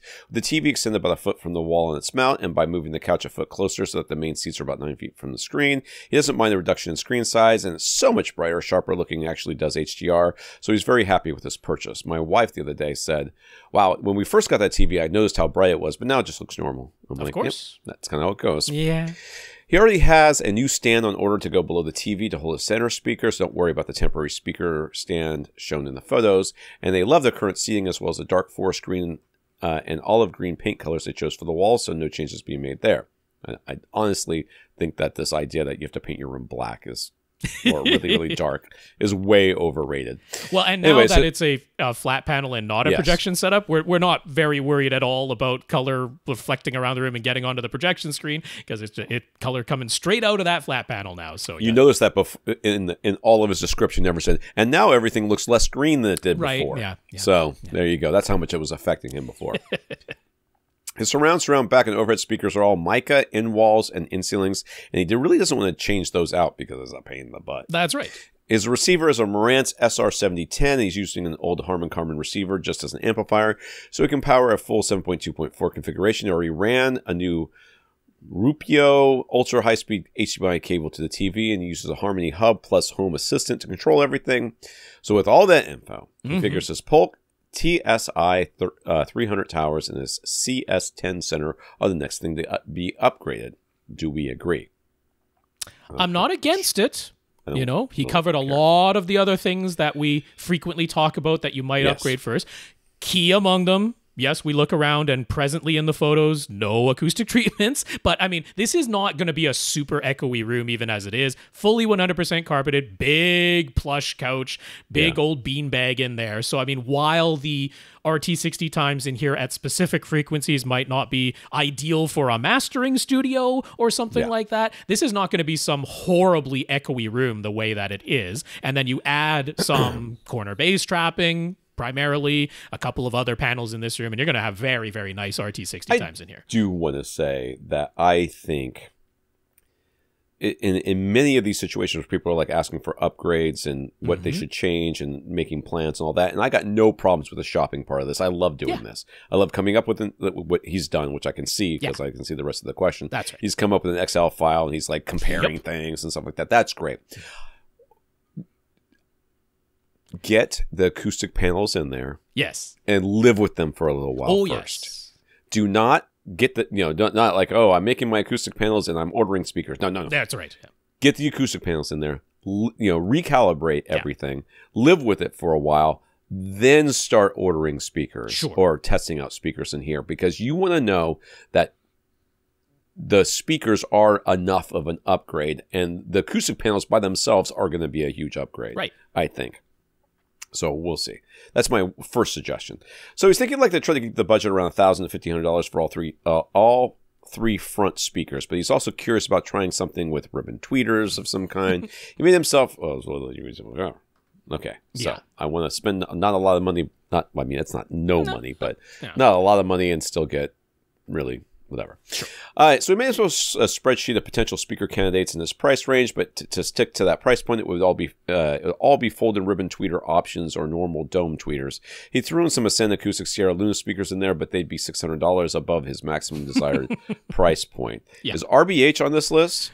It is not. No. If it is not, it should be. RBH Impression Series, right? That would be my number one go-to, like that LCR with the ribbon tweeter. Yeah, get that. Which it is confirmed by RBH now, the folded ribbon versions of the in-room speakers, as we quite easily expected, since they had folded ribbon versions of the on-wall speakers. We're like, wait a second, why would they exclusively have that for the on-walls and never consider bringing it to the in-rooms? They will be bringing the, what will they call it, the Impression Reference Series that will cost a bit more, but will have the folded ribbon tweeters. Now, the thing is, with the folded ribbon tweeter upgrade, I do think it'll be above $1,500 to get 3 across the front. So I do think I'm looking at this list and I'm like, RBH.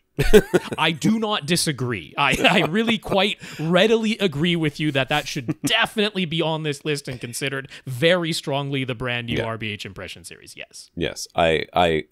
That would be the yardstick by which I would measure everything else. Let me put it that way, okay? So when I started shopping for speakers, I would find a set that I was like, this is the one I'm hot on right now. Sure. That would be my yardstick. And then I would compare everything to that and then either include it, either replace it or exclude it. Yeah. And that's, instead of having this big list where you're like looking at all of them at the same time, just say, this is the winner. This is number one. So if you, on this list, like he's got this list, it's monolith, for monoprice, ELAC, triangle, PSB, Q acoustics. Take the monolith, which is the first one, compare it to the ELAC, which one wins? Okay, exclude it. Gotcha. Then keep going like that until you end up with one. Yeah. But I would start with RBH and just exclude all the rest of the stuff.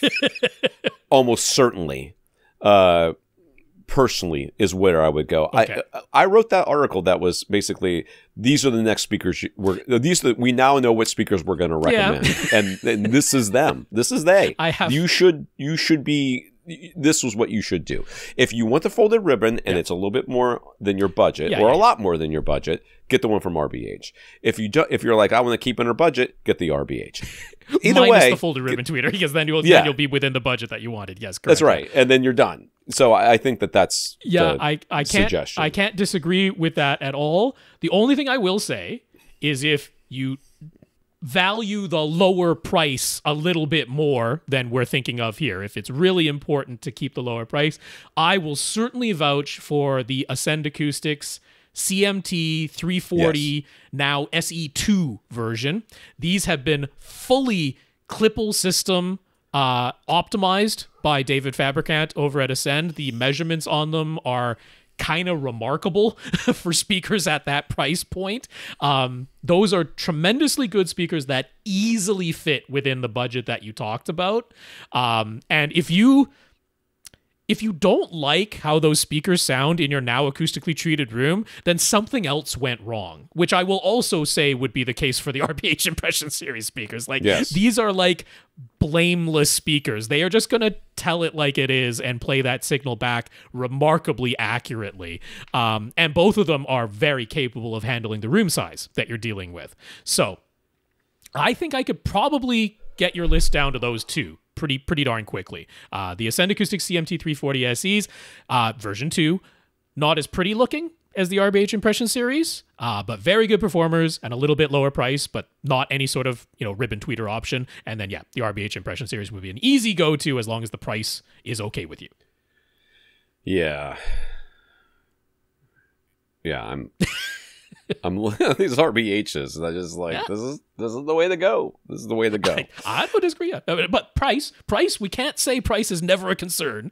And that's right. There's an option on here that's a little bit lower price and fantastic performance. And I think so. I agree with both those. I think that those are the two that I would be most bullish on. And if you were just like, I want a super easy purchasing process with zero out-of-pocket cost if I send them back. If you went for some SVS primes, I wouldn't be like which mad is also at you. on this list. Yes, that's on your list. It's in it's within your price range. And if you do bring them in and decide to send them back, they're still doing the completely two-way free shipping. So that's there's no downside to giving them a try. Honestly, I think that's a very good way to go. Again, live with the room treatments first. Yes. Live with them for a while first, and then start ordering speakers. And that gives RBH a time to start bring those shipping ribbons things.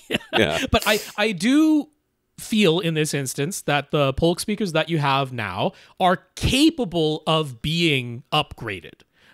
Yes. I agree with that. And I mean, I'm at the point these days where I'm like, even amongst speakers, I'm not expecting like literal night versus day differences. That's such an exaggeration that I'm like, anything that's a competent speaker doesn't sound that different from other speakers.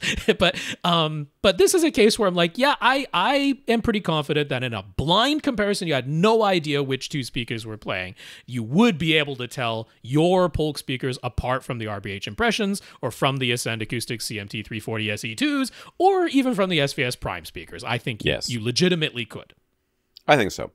And that there is the ability to upgrade. Again, this idea that you can upgrade your speakers and it's going to be a massive, massive difference over other things, I think is more applicable when you are your room is EQing everything to a certain extent, and you get a different speaker that has a sound signature to it that matches to your room, and suddenly offsets the problems in your room, and suddenly you're like, oh my god, everything sounds so much better as long as I don't move my head or change the furniture in any way. And at that point, the only way to tune things from there is cables, right? Because we're into cables, that. We're into that end of thinking cords. At that point. Cable elevators, amplifiers. Yeah. Okay, Rob, who's next? Who's left? We had on our list Jay and Chris. Chris actually did come on Monday morning, so I don't feel too guilty. So Jay and Chris, you'll be first up next week. You will be. If you want to get your question answered on this podcast, all you have to do is ask. You ask by emailing us at question@avrant.com. Again, this is AVRant that answers your home theater and AV questions. So, yay. Oh, I forgot. I have to read the whole thing at the top, and I forgot. I had already scrolled over to the other page. Okay, yeah. No, we got our listeners of the week. We want to thank our listeners of the week. We want to thank our 133 patrons over at patreon.com, including Bertrand. Thank you very much. That's right. That's patreon.com/AVRant podcast if you'd like to sign up to make an automatic monthly donation. Or maybe you find your way back there and be like, hey, I'm gonna add some zeros under the end of that because I love this podcast ever so much. So a big thanks to our 133 patrons over there, Bertrand. Thank you for being one of them. Thank you for continuing to be one of them because he mentions it every time he writes in, and we like that. So we want to thank Mark and Sammy for letting us know that the audio was messed up last week, and we fixed that very quickly. Thank you, Mark and Sammy. Right. Thank you, Mark. Thank you, Sammy. Thank you, Gurinder and Eddie, for sending us movie codes for us to try out for you. We love doing work for our listeners. Sure. As long as it's not Warner Brothers, it usually works out okay. Thank you, Gurinder. Thank you, Eddie. And we've got some notes of gratitude for keeping the podcast going from Gurinder, Mike, Rohan, Bertrand, James, Kevin, Casey, Karl, and Jay. Thank you for thanking us. And I'll say those names one last time. Gurinder, Mike, Rohan, Bertrand, James, Kevin, Casey, Karl, and Jay. Thank you all very much for your notes of encouragement and gratitude. We very much appreciate it. And a big, big thank you to everybody who continues to listen and send in your questions. For AVRant, I'm Tom Andrew. And I'm Rob H. Now go out and listen to something.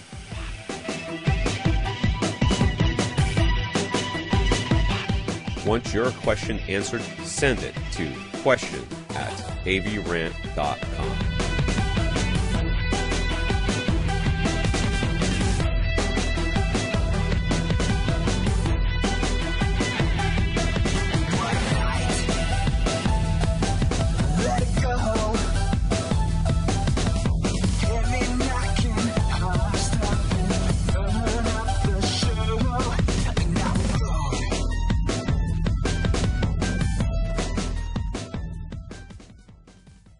This is AVRant. Now go out and listen to something.